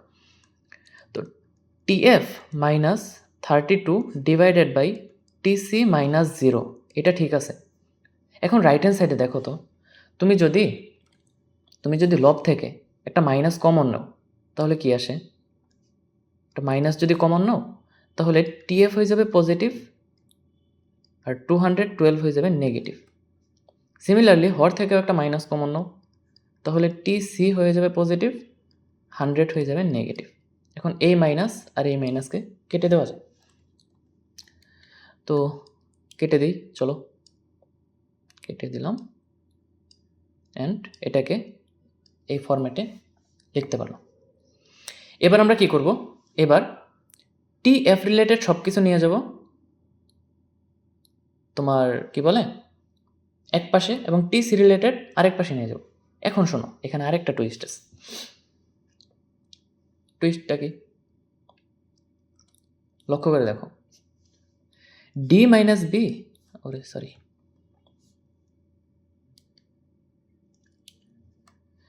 D minus B divide by C minus A, অর্থাৎ তোমার second point minus first point করলে, সেকেন্ড পয়েন্ট এবং ফার্স্ট পয়েন্টের কোটি এবং ভোজের অনুপাত বের করলে যা আসে, হ্যাঁ, তোমার থার্ড পয়েন্ট এবং সেকেন্ড পয়েন্টের অনুপাত বের করলেও তাই আসে। সিমিলারলি যেহেতু কোণের মান সমান, এটাও সমান আসবে, তাই না? একটা নির্দিষ্ট সরলরেখার ক্ষেত্রে ঢাল যেহেতু সমান হয়, তাহলে এইখানে এই কোণের মানটাও সমানই আসবে, তাই না? যদি সমান আসে তাহলে এই বিন্দু এবং এই বিন্দুর মাঝের ডিফারেন্সটাও তো আমরা কনসিডার করতে পারবো, তাই না? যদি কনসিডার করি, এখান থেকে লেখা যাবে এই পয়েন্টের কোটি মাইনাস এই পয়েন্টের কোটি, 212 মাইনাস 32 ডিভাইডেড বাই এই পয়েন্টের ভোজ মাইনাস এই পয়েন্টের ভোজ, এটা হচ্ছে 100 মাইনাস 0। এবার মাঝের যে পার্টটুকু লিখছিলাম ওইটুকু কেটে দাও, কারণ এটুকু লাগবে না তোমার। তোমার লাগবে হচ্ছে এই পার্টটুকু। এবার একটু চেঞ্জ করো। কি চেঞ্জ? ভাইয়া আপনি তো শুধু চেঞ্জই করতেছেন, ফর্মুলা কোথায়? ফর্মুলা আসবে, ওই ফর্মুলাটাই মুখস্থ করে, ওগুলো বোঝার দরকার নেই। বাট তুমি ওই যে যদি মনে চায় তাহলে মনে রাখো, এরকম। তো এখন কি করব আমি? TF মাইনাস 32 লিখবো ঠিকঠাক, বাট রাইট হ্যান্ড সাইড থেকে 212 মাইনাস 32 এটার ভ্যালু আসে হচ্ছে 180। এই মানটাকে আমি লেফট হ্যান্ড সাইডে হরে নিয়ে চলে আসবো, divided by 180 equal left hand সাইডের টিসির ভ্যালু যেটা ছিল হরের, ওইটা আমি রাইট হ্যান্ড সাইডে লবে নিয়ে চলে যাব, টিসি ডিভাইডেড বাই 100। এই যে একটা সম্পর্ক পাইল না, এটাই হচ্ছে তোমার থার্মোমিটারের বিভিন্ন স্কেলের মাঝে সম্পর্ক। সো এত বক বক করলাম শুধুমাত্র এই ফর্মুলাটা আনার জন্য। ডিরেক্ট মুখস্থ করো, সমস্যা নেই, বাট বুঝে মুখস্থ করাটা অবশ্যই ভালো, যেটা আসলে কেন হইল, কেন সমান, কেন এই সম্পর্কটা আমার মানতে হবে, বইতে লেখা আছে এই জন্যই মানবো? অবভিয়াসলি না, এটার পেছনে অবশ্যই রিজন থাকে। তাহলে মেইন রিজনটা কি? মেইন রিজন হচ্ছে একটাই, সেটা হচ্ছে থার্মোমিটারগুলা তোমার লিনিয়ার রিলেশনশিপ মেনে চলে। কারণ থার্মোমিটারের ক্ষেত্রে দেখা যায় নর্মাল সিনারিওতে পদার্থ বা ম্যাটেরিয়াল সেম ইউজ করা হয়, পারদ। তো ম্যাটেরিয়াল সেম ইউজ করা হলে নির্দিষ্ট তাপমাত্রা বৃদ্ধিতে নির্দিষ্ট পরিমাণ দৈর্ঘ্য তো বৃদ্ধি পাবে, তাই না? যদি নির্দিষ্ট পরিমাণ দৈর্ঘ্য বৃদ্ধি পায় তাহলে ওই ক্ষেত্রে রিলেশনশিপটা আসবে লিনিয়ার। ওকে, এখন চলো তোমাকে মেন ফর্মুলাটা লিখে দিই।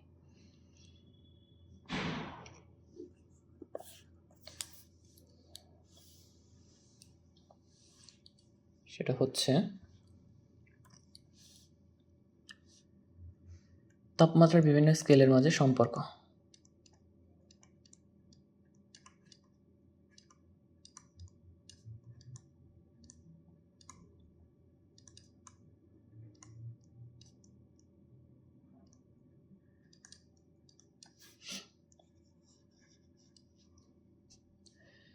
বিভিন্ন স্কেলের মাঝে সম্পর্ক যে এখানে টিসি দ্বারা ডিগ্রি সেলসিয়াস স্কেল, টিএফ দ্বারা ডিগ্রি ফারেনহাইট স্কেল এবং টিকে দ্বারা কেলভিন স্কেল বোঝানো হয়েছে। তবে হ্যাঁ, আরেকটা নোটিস করার বিষয় আছে, সেটা হচ্ছে ক্যালভিনে কিন্তু ডিগ্রি হয় না, মনে রেখো। হ্যাঁ, ক্যালভিনে ডিগ্রি হয় না। ওকে, তো সম্পর্কটা কী ছিল? TF minus 32 divide by 180 equal TC divide by 100 equal, Kelvin স্কেলের সাথে যদি রিলেশনটা নিয়ে আসো তাহলে ওই রকমই আসবে, TK মাইনাস 273.15 ডিভাইড বাই 100। এখন সবগুলাকে তুমি 20 দিয়ে ডিভাইড করে দিতে পারো। ডিভাইডিং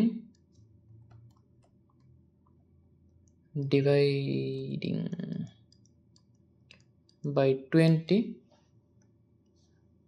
সবগুলার হরকে আর কি 20 দিয়ে যদি ডিভাইড করে দাও তাহলে তোমার ইকুয়েশনটা কিছুটা এরকম চলে আসবে।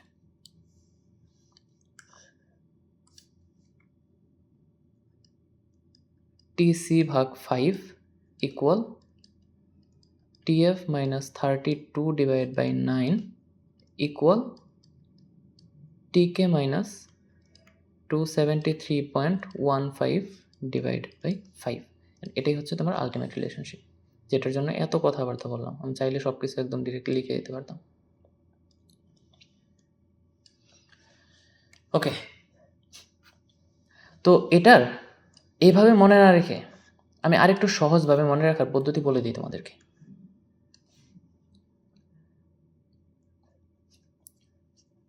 সকল থার্মোমিটারের ক্ষেত্রে একটা সিঙ্গেল রিলেশনশিপ মেনে চলে। এখন ওই থার্মোমিটার ত্রুটিপূর্ণ হইতে পারে, ওই থার্মোমিটার তোমার নামের কোনো থার্মোমিটারও হইতে পারে। লেটস সে তোমার নাম হচ্ছে রোহান, অ্যান্ড তুমি রোহান স্কেলে একটা থার্মোমিটার বের করে ফেললা, যেটার নিম্ন স্থিরাঙ্ক কত, লেটস সে 50 ডিগ্রি রোহান, ঊর্ধ্ব স্থিরাঙ্ক 1000 ডিগ্রি রোহান, এবং মাঝখানে তুমি 50 থেকে 1000-এর মাঝে অর্থাৎ 950 ভাগ করলো। ওই থার্মোমিটারের ক্ষেত্রেও হচ্ছে এই রিলেশনশিপটা মেনে চলবে। সেটা হচ্ছে পার্ট, মানে যে তাপমাত্রাটা তুমি মাপতেছো, মাইনাস নিম্ন স্থিরাঙ্কের তাপমাত্রা ডিভাইডেড বাই ঊর্ধ্ব স্থিরাঙ্কের তাপমাত্রা মাইনাস নিম্ন স্থিরাঙ্কের তাপমাত্রা। দেখো আলটিমেটলি এটাই কিন্তু করছি আমি সবগুলোতেই। মিলাই দেখো তাপমাত্রা থার্মোমিটার রিলেশনশিপের যে ফর্মুলাটা ছিল,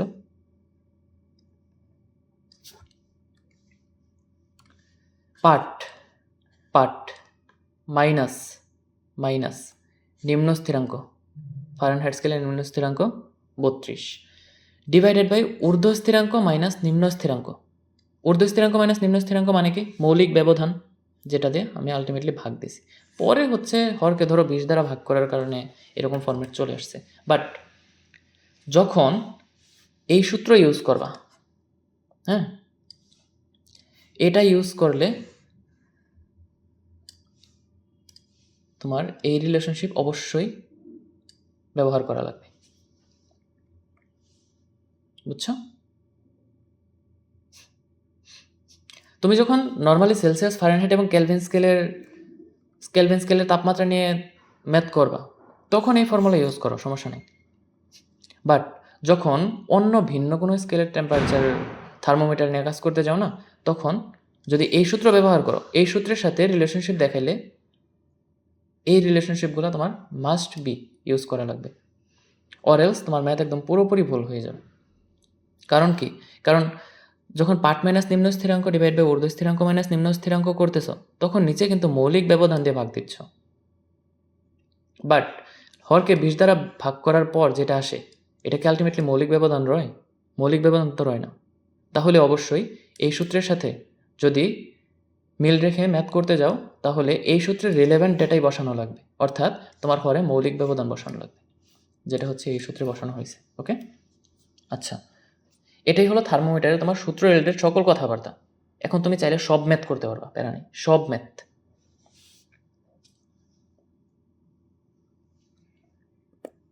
চলো ম্যাথ করি।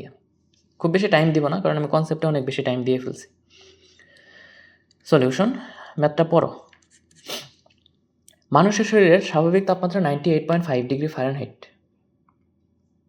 স্বাভাবিক তাপমাত্রা 98.5 ডিগ্রি ফারেনহাইট। সেলসিয়াস ও কেলভিন স্কেলের মান কত? ওকে, এটা হচ্ছে একটা পার্ট, পরের পার্ট দেখতেছি।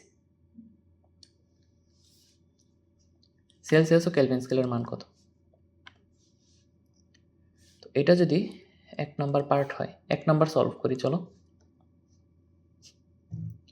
আমরা কি জানি? যেহেতু সেলসিয়াস, ফারেনহাইট এবং কেলভিন নিয়ে কাজ করতেছি, তার মানে মৌলিক ব্যবধানকে 20 দিয়ে ডিভাইড করে যে ফর্মুলাটা পাইছিলাম ওইটাই অ্যাপ্লাই করতে পারবো আমরা। অলরাইট, তাহলে স্বাভাবিক তাপমাত্রা তোমার দেওয়া আছে এটা, অর্থাৎ টেম্পারেচার দেওয়া আছে ফারেনহাইট স্কেলে, টিএফ এর ভ্যালু 98.5, এটার ইকুইভ্যালেন্ট সেলসিয়াস এবং কেলভিন স্কেলে মান বের করতে বলছে। তাহলে আমরা জানি কি TF minus 32 divide by 9 equal TC ভাগ 5 equal T K minus 273.15 divided by 5। এবার তুমি যদি এই দুইটা সলভ করো, এই দুইটা যদি সলভ করো তাহলে কি আসে? 98.5 minus 32 divide by 9 equal TC divide by 5। এখান থেকে আলটিমেটলি টিসি এর ভ্যালু কত আসে? Let me get my calculator.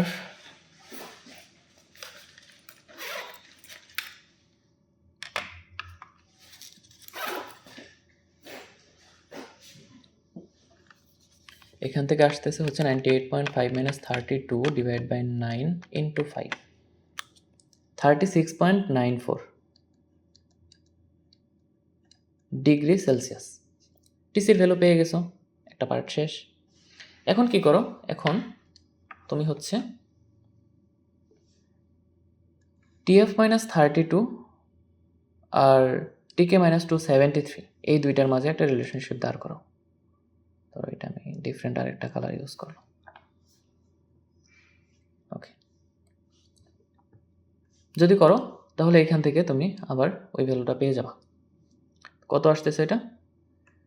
98.5 minus 32 divide by 9 equal টিকে তুমি বের করবা মাইনাস 273.15 ডিভাইড বাই 5।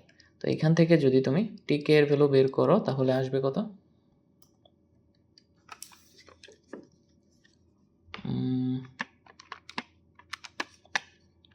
আসতেছে 301.094।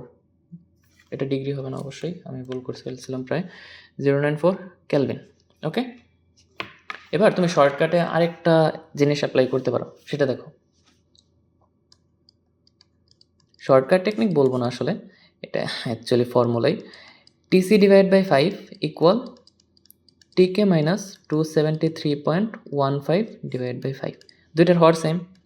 তাহলে এখান থেকে টিসি ইকুয়াল টিকে মাইনাস 273.15 বা লিখতে পারো হচ্ছে টিকে ইকুয়াল টিসি প্লাস 273.15। অর্থাৎ তুমি সেলসিয়াস স্কেলে যে টেম্পারেচারটা পাইছো না, এটার সাথে যদি জাস্ট 273.15 যোগ করে দাও তাহলে কেলভিন স্কেল টেম্পারেচার পেয়ে যাও। বোঝা গেল? ওকে, তো আমাদের পার্ট 1 হচ্ছে শেষ। এবার পার্ট 2টা একটু দেখা যাক।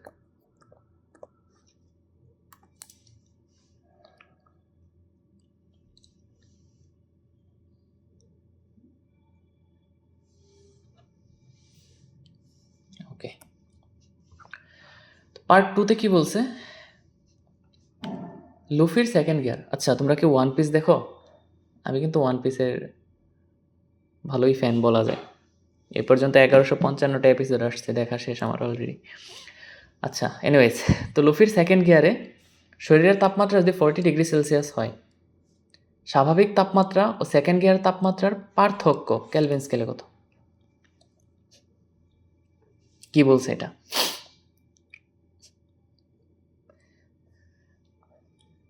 কি বলছে একটু বলো তো। তাপমাত্রার পার্থক্য কিসের তাপমাত্রা?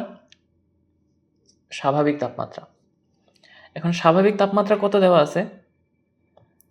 স্বাভাবিক তাপমাত্রা কোশ্চেনে দেওয়া আছে 95 98.5 ডিগ্রি ফারেনহাইট।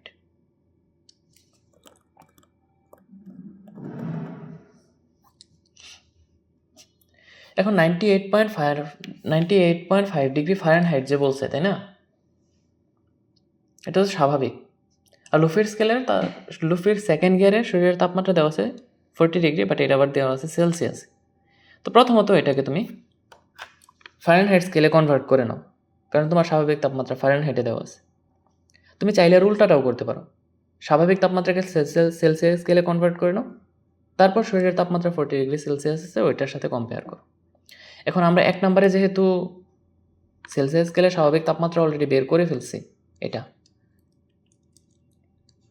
এটা কত পাইছিলাম আমরা? 36.94 ডিগ্রি সেলসিয়াস। তাহলে অলরেডি আমাদের ডেটা একটা পাওয়া আছে। এবার সেকেন্ড গিয়ারের তাপমাত্রা বলছে 40 ডিগ্রি সেলসিয়াস।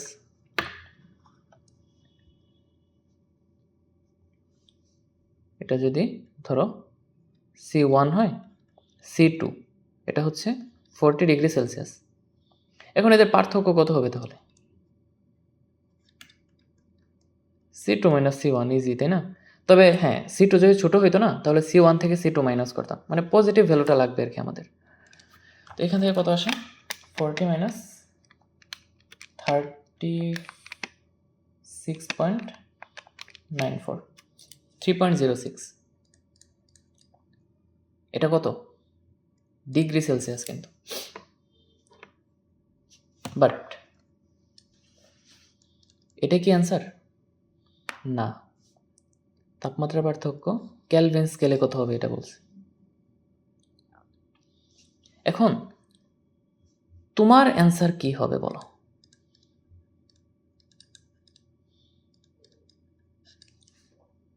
আমি গেস করব?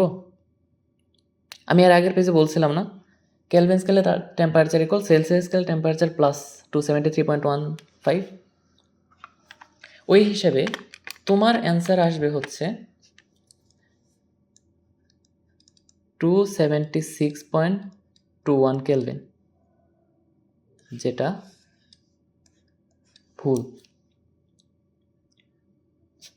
ভুল, বুঝছো? 276.21 কেলভিন না। কেন না? দেখো, তাপমাত্রার পার্থক্য বলতে অ্যাকচুয়ালি কি বোঝানো হয়েছে বলো তো আমাকে?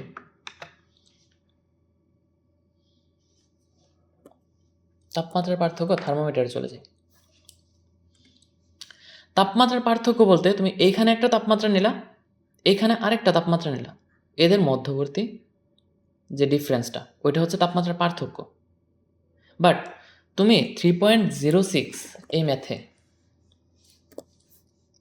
ম্যাথে তুমি যেটা 3.06কে ডিরেক্টলি ক্যালভিন স্কেলে কনভার্ট করে ফেলা, ওইখানে কি করছো জানো? আসলে ওইখানে করছো 3.06 ডিগ্রি সেলসিয়াস যে একটা টেম্পারেচার, ওই টেম্পারেচারের সমতুল্য কেলভিন টেম্পারেচার কত, ওইটা আসলে তুমি বের করছো। কিন্তু আমাদের তো অ্যাকচুয়ালি টেম্পারেচার কোনটুক ছিল? এইটুক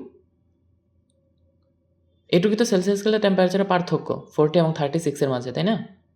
যদি হয় তাহলে ওইটার ইকুইভ্যালেন্ট পার্থক্য আসলে এইটুক হওয়া উচিত না? কিন্তু তুমি তো তা করো নাই। তুমি কি করছো? তুমি তাপমাত্রার পার্থক্য পাইছো 3.06 বা এরকম কিছু একটা দেখলাম তাপমাত্রার পার্থক্য। যে তাপমাত্রার পার্থক্যটাকে তুমি থার্মোমিটারে একটা পয়েন্টে বসাইছো 3.06, অ্যান্ড ওই তাপমাত্রা সমতুল্য তাপমাত্রা বের করছো 276। বোঝা গেল? তুমি কিন্তু অ্যাকচুয়ালি পার্থক্য বের করছো না ওই ম্যাথে। তাহলে তাপমাত্রার পার্থক্যটা কিভাবে বের করব? তাপমাত্রার পার্থক্য বের করার জন্য প্রথমত তুমি দুইটা কাজ করতে পারো। প্রথমত হচ্ছে এটাকে ক্যালভিনে নিয়ে যাও, এটাকেও ক্যালভিনে নিয়ে যাও। তাহলে ক্যালভিন স্কেলে K2 পাবা, K1 পাবা, K2 থেকে K1 মাইনাস করবা। চলো এটা করে দেখি কি আসে। তো এটার সমতুল্য K2 কত আসে? 40 + 273.16 বা 15, আমি 273 ধরতেছি আপাতত, কেন? এটা আসে 313। কেলভিন। আর এটার ইকুইভ্যালেন্ট কত আসে? Q1 36.94 plus 273 309.94। আমি 273 ধরে কাজ করতেছি, প্যারা নেই, এটা নিয়ে খুব বেশি প্যারা হবে না, তুমি যেটা ইচ্ছো এটা নিয়ে কাজ করো। এখন K2 থেকে K1 মাইনাস করো তো, কত আসে? 3.06 কেলভিন। আইলা, জাদু। এটা কেন আসলো? এখানেই ঝামেলাটা হয় আসলে। দেখো, আমরা যে তাপমাত্রার রিলেশনশিপটা দাঁড় করাইছি থার্মোমিটারে, ওইটা বেসিকলি বোঝাইছি একটা সিঙ্গেল পয়েন্টের টেম্পারেচার। একটা সিঙ্গেল পয়েন্টের টেম্পারেচার কোন স্কেলে কত হবে। বাট তাপমাত্রার পার্থক্য যখন বলি, তখন অ্যাকচুয়ালি দুইটা ভিন্ন টেম্পারেচার মধ্যবর্তী যে গ্যাপটা, ওই গ্যাপটা বের করি। তো ডিরেক্টলি যখন তাপমাত্রার পার্থক্যকে থার্মোমিটার স্কেলে তাপমাত্রার পাঠ হিসাবে বসিয়ে কেলভিন স্কেলের পাঠটা বের করছো, ওইটা অ্যাকচুয়ালি করছো কি 3.06 ডিগ্রি সেলসিয়াস তাপমাত্রাকে কেলভিন স্কেলে কনভার্ট করলে কত আসে সেটা। বাট আমার লাগবে অ্যাকচুয়ালি সেলসিয়াস স্কেলে যদি দুইটা ভিন্ন তাপমাত্রার গ্যাপ 3.06 আসে, কেলভিন স্কেলে ভিন্ন দুইটা তাপমাত্রার গ্যাপ কত আসবে। তো এটার ডিরেক্ট সূত্রটা আমি আগে তোমাকে লিখে দেব, তারপর সূত্র কীভাবে আসলে এক্সপ্লেন করব। ফর্মুলাটা হচ্ছে, যদি তাপমাত্রার পার্থক্য দেওয়া থাকে তাহলে থার্মোমিটার স্কেলগুলোর কীরকম সম্পর্ক হবে। তাপমাত্রার পার্থক্য যদি দেওয়া থাকে তাহলে ফর্মুলাটার রূপটা একটু চেঞ্জ হয়ে যায়। সেটা হচ্ছে, উপরে বসাবো আমরা তাপমাত্রার পার্থক্য, অর্থাৎ ফারেনহাইট স্কেলে তাপমাত্রার পার্থক্য ডিভাইডেড বাই ফারেনহাইট স্কেলে মৌলিক ব্যবধান ইকুয়াল সেলসিয়াস স্কেলে তাপমাত্রার পার্থক্য ডিভাইড বাই সেলসিয়াস স্কেলে মৌলিক ব্যবধান ইকুয়াল কেলভিন স্কেলে তাপমাত্রার পার্থক্য ডিভাইড বাই কেলভিন স্কেলে মৌলিক ব্যবধান। এটা হচ্ছে মেন ফর্মুলা। এখন এই ফর্মুলায় তুমি আগের সূত্রটা ইনপুট দাও, দেখো আগের ভ্যালুগুলো ইনপুট দাও, দেখো তোমার মান কারেক্টলি চলে আসবে। এখন এটা কিভাবে হলো দেখো, এটা কিভাবে হইল আমি এখানে ছোট করে একটু এক্সপ্লেন করার ট্রাই করি। ছোট একটা এরিয়া নিব, বেশি না। তোমার তাপমাত্রার পার্থক্য বলতে নর্মালি দুইটা ডিফারেন্ট টেম্পারেচারের মাঝে যে গ্যাপটা, ওইটা বের করা, তাই না? এখন যদি বের করতে চাও তাহলে আমি একটা রিলেশনশিপ দিয়ে তোমাকে দেখাই দিয়েছি, বাকিটা তুমি নিজে পারবা। আমি ফারেনহাইট এবং সেলসিয়াস স্কেলে রিলেশনশিপটা দেখাই। তো ফারেনহাইট স্কেলে টেম্পারেচারকে আমি TF না দিয়ে শুধু F দিই আপাতত, মানে লেখার সুবিধার জন্য আর কি। তুমি TF ইউজ করবে।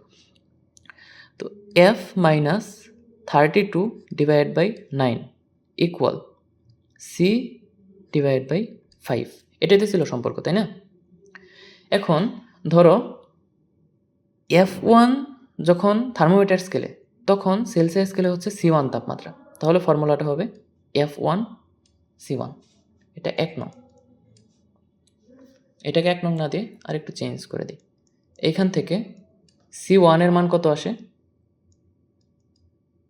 5টা লেফট হ্যান্ড সাইডে চলে গিয়ে হয়ে যাবে 5/9 F minus 32।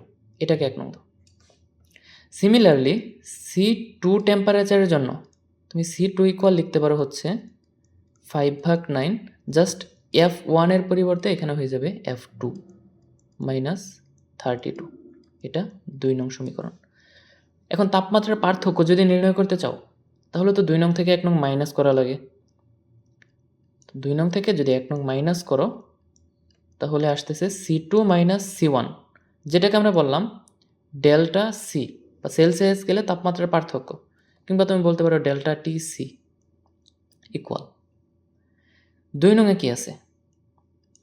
5/9 F2 minus 5/9 into 32। এটা 2 নং। মাইনাস 1 নং কি আছে 5/9 f1 মাইনাস 5/9 ইন্টু 32 এটুকুই তো আছে, এরকমই তো আছে, তাই না? তো এখানে ডেল টি সি এর ভ্যালু পেলাম 5/9 f2। এখন দেখো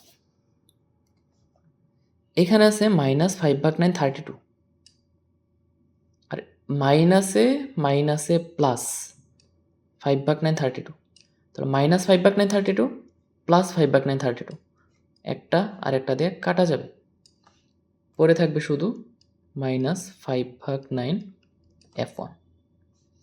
তো এইখান থেকে 5/9 যদি কমন নাও তাহলে থাকে f2 মাইনাস f1, তাই না?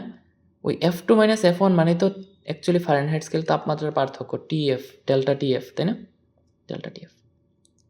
এখন এর পরের লাইনে কি করতে পারো একটু সাজিয়ে, ডেল্টা টিএফ ভাগ 9 ইকুয়াল ডেল্টা টিসি ভাগ 5। বোঝা গেল? এইখান থেকে অ্যাকচুয়ালি রিলেশনশিপটা আসছে। তোমার এটা মনে রাখা লাগবে না, আমি এটার কালারটা একটু চেঞ্জ করে দিই।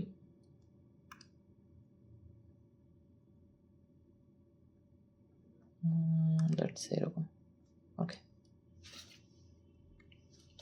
তোমার অ্যাকচুয়ালি মনে রাখা লাগবে হচ্ছে এই পার্টটুকু।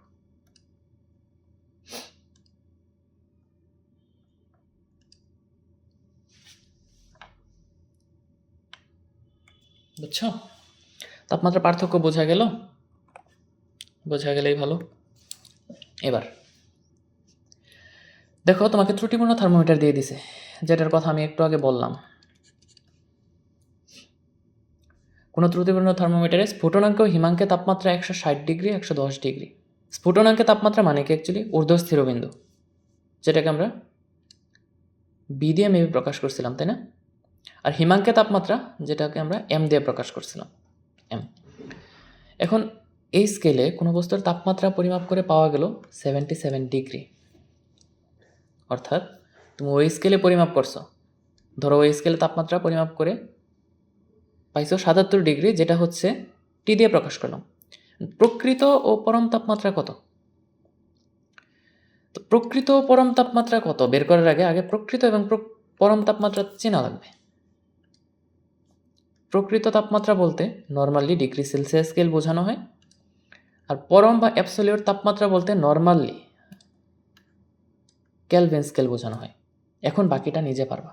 দেখো আমরা কি জানি, পাঠ মাইনাস নিম্ন স্থিরবিন্দু ডিভাইডেড বাই ঊর্ধ্ব স্থিরবিন্দু মাইনাস নিম্ন স্থিরবিন্দু ইকুয়াল সেলসিয়াস স্কেলে পাঠ ধরো টিসি মাইনাস সেলসিয়াস স্কেলে নিম্ন স্থিরবিন্দু ডিভাইডেড বাই সেলসিয়াস স্কেলে ঊর্ধ্ব স্থিরবিন্দু মাইনাস সেলসিয়াস স্কেলে নিম্ন স্থিরবিন্দু ইকুয়াল টি কে মাইনাস কেলভিন স্কেলে নিম্ন স্থিরবিন্দু ডিভাইডেড বাই ঊর্ধ্ব স্থিরবিন্দু মাইনাস নিম্ন স্থিরবিন্দু। এখন বুঝতে পারলা কেন বলছিলাম যে 5, 9 ইত্যাদি ইউজ করা যাবে না যখন ডিফারেন্ট কোনো স্কেলের থার্মোমিটার দেওয়া থাকবে? কারণ অ্যাকচুয়াল রিলেশনশিপ হচ্ছে উপরে আসবে তাপমাত্রার পার্থক্য, নিচে আসবে মৌলিক ব্যবধান। তাপমাত্রা পার্থক্য বলতে অ্যাকচুয়ালি আমি ওইটা বোঝাই নাই। তাপমাত্রা পার্থক্য বলতে বোঝাইছি যে তুমি যে তাপমাত্রা মাপতেছ এবং বরফ বিন্দু এদের পার্থক্য, নিচে আসবে মৌলিক ব্যবধান। ওকে, এখন তুমি জাস্ট ভ্যালুগুলো ইনপুট দাও। টি এর ভ্যালু কত দেওয়া আছে 77 মাইনাস এম এর ভ্যালু দেওয়া আছে 10, নিচে 160 মাইনাস 10, কারণ 160 হচ্ছে ভি এর ভ্যালু ইকুয়াল বাকিগুলো তো জানোই টিসি ভাগ 100 equal T K minus 273 divide by 100। তো এখানে যদি সলভ করো তাহলে টিসি এর ভ্যালু পাবা কত, আমি একটু দেখি। 77 মাইনাস 10 মানে 67 ডিভাইডেড বাই 150 ইন্টু 100। তো টিসি এর ভ্যালু পাওয়া গেল এখান থেকে 44.67 ডিগ্রি সেলসিয়াস। আচ্ছা, আমার ক্যালকুলেশন মিস্টেক হইতে পারে, হ্যাঁ? তুমি ক্যালকুলেশনগুলো একটু চেক দিও। আমি জাস্ট প্রসিজারগুলো ঠিকমতো বলে দিচ্ছি। আর কেলভিন স্কেলে জাস্ট 273 যোগ দেব, আসবে হচ্ছে 317.67 কেলভিন। এই দুইটাই হচ্ছে অ্যান্সার, তোমার ডিজায়ার্ড অ্যান্সার। ওকে, এবার কিছু ভালো কোয়েশ্চেন আসছে। 3টা ম্যাথ আছে, 3টা ম্যাথ করলে তোমার থার্মোমিটারের সকল কনসেপ্ট ক্লিয়ার হয়ে যাবে। এটা দেখো, কোন তাপমাত্রায় সেলসিয়াস ও ফারেনহাইট স্কেল একই পার্ট দিবে? একই পার্ট দিবে মানে কি? সেলসিয়াস স্কেলে যত ডিগ্রি হবে ফারেনহাইট স্কেলে অত ডিগ্রি হবে। তার মানে অ্যাকচুয়ালি এখানে বোঝানো হয়েছে টিএফ ইকুয়াল টিসি, দুইটা সমান, তাই না? তো ধরে নিলাম TF equal TC equal T, ধরি। এখন আমরা কি জানি? TF minus 32 divide by 9 equal TC minus 0 divide by 5, তাই না? এখন টিএফ এর মান কত? টি ধরে নিছি, minus 32 divide by 9 equal TC, এটাও টি, কারণ দুইটা তাপমাত্রা সমান, ডিভাইড বাই 5। তো এখান থেকে টি এর ভ্যালু কত আসে? মোস্ট প্রবাবলি -40 আসবে। এটা হচ্ছে 90। আচ্ছা, -40 কীভাবে বললাম? কারণ এটা আসলে এমসিকিউর জন্য খুবই একটা হট টপিক। তুমি চাইলে মনে রাখতে পারো -40 ডিগ্রিতে সেলসিয়াস এবং ফারেনহাইট একই পার্ট দিবে।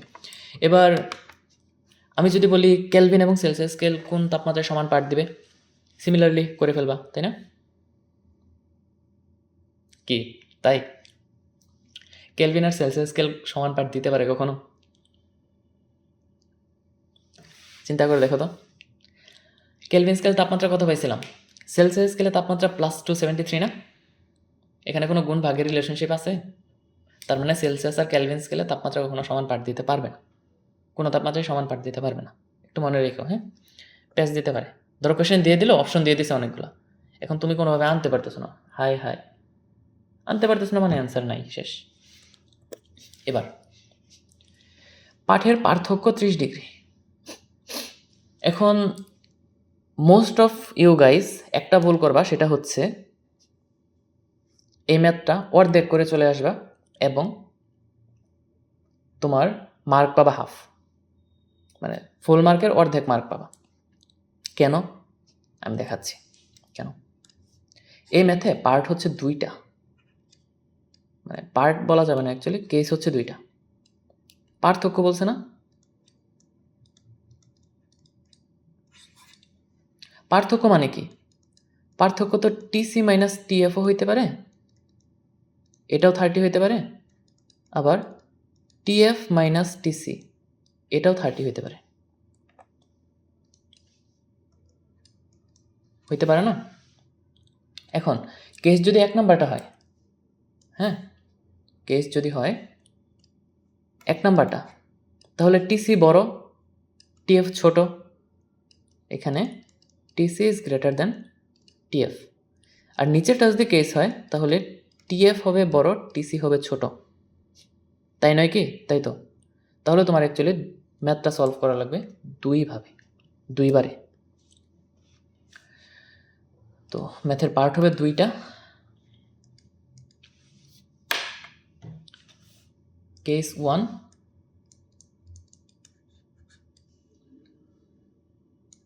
যদি টিসি টিএফ এর চেয়ে বড় হয়, অর্থাৎ টিসি মাইনাস টিএফ হচ্ছে 30 ডিগ্রি হয়। যদি 30 হয় তাহলে এখান থেকে টিসির ভ্যালু কত আসবে? টিএফকে রাইট হ্যান্ড সাইডে পাঠিয়ে দিলে টিএফ প্লাস 30। ওকে, যদি এটা হয়, আচ্ছা, রাইট হ্যান্ড সাইডে পাঠিয়ে দিলে, এই কথাটা কিন্তু ম্যাথমেটিক্যালি ভুল, বুঝছো? এই কথাগুলো আমরা বলি জাস্ট মানে বলার ভাষাটা সহজ করার জন্য। অ্যাকচুয়ালি এখানে কি অপারেশন করছি বলো তো? বললাম যে টিএফকে রাইট হ্যান্ড সাইডে পাঠিয়ে দিছি। এই ফান্ডামেন্টাল মিস্টেকগুলো সবার হয়ে থাকে, আসলে করা উচিত না। আমরা আসলে এখানে টিএফকে রাইট হ্যান্ড সাইডে পাঠাই নাই, আমরা কি করছি জানো? আমরা ম্যাথের খুবই সুন্দর একটা প্রপার্টি ইউজ করছি। কি প্রপার্টি সেটা? সেটা হচ্ছে এটা তো একটা ইকুয়েশন, তাই না?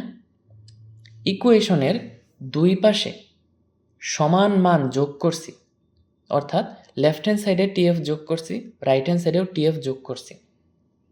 এখন লেফট হ্যান্ড সাইডে যদি টিএফ যোগ করি, আগে ছিল মাইনাস টিএফ, এখন আছে plus TF. Minus TF plus TF মিলে 0 হয়ে যাবে, যার কারণে লেফট হ্যান্ড সাইডে পড়ে থাকে শুধু টিসি, রাইট হ্যান্ড সাইডে পড়ে থাকে টিএফ প্লাস 30। হ্যাঁ, ওকে। আচ্ছা, এটা বলার দরকার ছিল না যদিও, তবুও কেন বললাম জানি না। এবার তোমার কাজ কি? এবার তোমার কাজ হচ্ছে আমরা জানি লেখা টিসি ভাগ 5 ইকুয়াল টিএফ মাইনাস 32 ভাগ 9। এবার তুমি কি করবা? টিসি এর ভ্যালুটা বসাই দাও 1 নং থেকে। 1 নং থেকে টিসি এর ভ্যালু কি পাইছো? TF plus 30 divide by 5 equal TF minus 32 divide by 9। তো এখান থেকে তুমি টিএফ এর ভ্যালুটা পেয়ে যাও। টিএফ এর ভ্যালু কত আসে?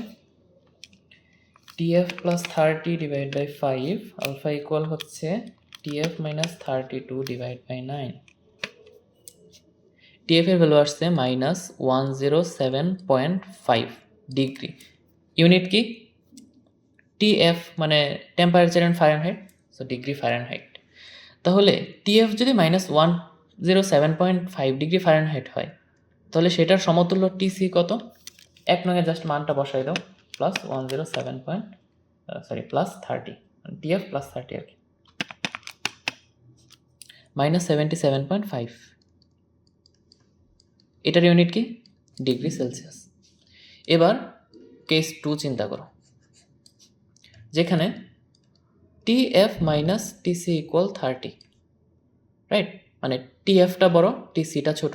তাহলে এখান থেকে টিএফ এর ভ্যালু আসে হচ্ছে 30 প্লাস টিসি, এটাকে 2 নং দাও। ওকে, এবার আবার আমরা জানি TF minus 32 divide by 9 equal TC ভাগ 5। এখন এখানে তুমি কিসের ভ্যালু ইনপুট দিবা? তুমি টিসির মান টিএফ দ্বারা রিপ্লেস করতে পারো, টিএফ এর মান টিসি দ্বারা রিপ্লেস করতে পারো, বাট 2 নং যেহেতু আমি টিএফকে টিসির সাহায্যে প্রকাশ করছি, তাহলে তুমি এখানে টিএফ এর ভ্যালুটি রিপ্লেস করে দাও। 30 plus TC minus 32 divide by 9 equal TC ভাগ 5। তো এখান থেকে টিসি এর ভ্যালু কত আসে? 30 plus TC minus 32 divide by 9 shift equal হচ্ছে টিসি ভাগ 5। শিফট সলভ ইকুয়াল মাইনাস 2.5 আসতেছে। ক্যালকুলেশন কি মিস্টেক হলো? এটা হবে ডিগ্রি সেলসিয়াসে। কেয়ারফুল, ইউনিটগুলো নিয়ে কিন্তু কেয়ারফুল। তুমি কোন টেম্পারেচার বের করতেছো এবং সেটার ইউনিট কি, এটা নিয়ে ভালোভাবে কেয়ারফুল হওয়া লাগবে, কারণ এসএসসিতে ইউনিট নিয়ে প্রচুর প্যারা দিবে স্যাররা তোমাকে। এসএসসি না, সারা জীবনই আসলে বলতে গেলে। আচ্ছা, তো এখন এখান থেকে টিএফ এর ভ্যালু কত আসবে? 2 নঙে বসাই দাও, 30 মাইনাস 2.5, 27.5। 27.5 এটা কি? Degree Fahrenheit. সো তোমার সেলসিয়াস স্কেল এবং ফারেনহাইট স্কেলে পার্থক্য, দুইটা ভিন্ন টেম্পারেচার, 30 ডিগ্রি, দুইটা ভিন্ন টেম্পারেচারে হওয়া পসিবল। সেলসিয়াস ও ফারেনহাইট স্কেলে পার্থক্য 30 ডিগ্রি, দুইটা ভিন্ন টেম্পারেচারে হওয়া পসিবল। একটা হচ্ছে মাইনাস 77.5 ডিগ্রি সেলসিয়াসে, আরেকটা হচ্ছে মাইনাস 2.5 ডিগ্রি সেলসিয়াস। অথবা ফারেনহাইট স্কেলের মাধ্যমে যদি বলো, তাহলে মাইনাস 107.5 ডিগ্রি ফারেনহাইট এবং 27.5 ডিগ্রি ফারেনহাইট, এই দুইটা ডিফারেন্ট টেম্পারেচারে ফারেনহাইট এবং সেলসিয়াস স্কেলের পার্থক্য 30 ডিগ্রি হওয়া পসিবল। বোঝা গেল? ওকে, এটা কিন্তু ইম্পর্টেন্ট ছিল। ইম্পর্টেন্ট বলতে এটা তোমার ভুল হওয়ার সম্ভাবনা বেশি। ইম্পর্টেন্ট অ্যাকচুয়ালি সবগুলোই, এটা তো আরও বেশি ইম্পর্টেন্ট, 5 স্টার। আর এটা হচ্ছে তোমার কনসেপ্ট ক্লিয়ার করার জন্য অনেক বেশি ইম্পর্টেন্ট। সো পরীক্ষায় আসবে নাকি জানি না, বাট 2 স্টার দিলাম আমি। আর এটা একদম বলবো যে এই চ্যাপ্টারের সব কনসেপ্ট ক্লিয়ার করার জন্য এনাফ, সেটা 10 স্টার। ওকে,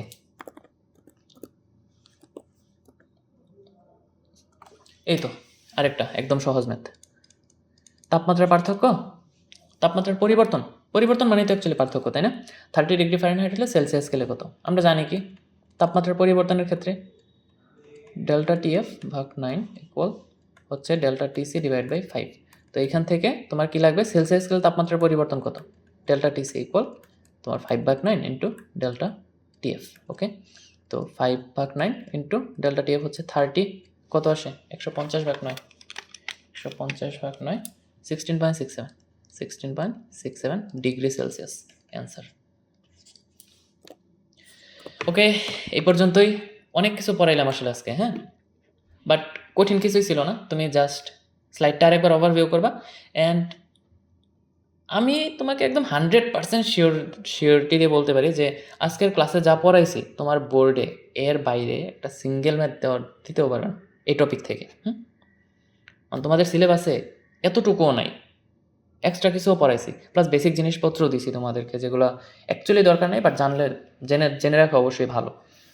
হ্যাঁ, তো আমি আসলে স্লাইড আজকে দিব না, স্লাইড হচ্ছে চ্যাপ্টার শেষ করার পর একসাথে পুরো পিডিএফ আপলোড দিব, তো তখন স্লাইড দেখে রিভিশন দিতে পারবা। বাট আজকে কী করা লাগবে তাহলে তোমার, যদি নোট করে থাকো তাহলে তো ভালোই, না করলে হালকা একটু মিস করে ফেলছো, প্যারা নেই। ক্লাসটা শুরু করো আবার, তারপর হচ্ছে একটু নোটটা দেখো, নোট দেখার চেয়ে বেশি এমফাসিস দিব আমি তোমাকে হচ্ছে তুমি ম্যাথগুলো আবার করো নিজে নিজে। তো এই পর্যন্তই আজকে, দেখা হচ্ছে শীঘ্রই এরপরের কোনো ক্লাসে। টিল দেন পড়াশোনা করতে থাকো, চিল থাকো, বেশি প্রেশার নেওয়ার দরকার নেই। হ্যাঁ, এই পর্যন্তই, ভালো থেকো সবাই। আসসালামু আলাইকুম সবাইকে, আল্লাহ হাফেজ।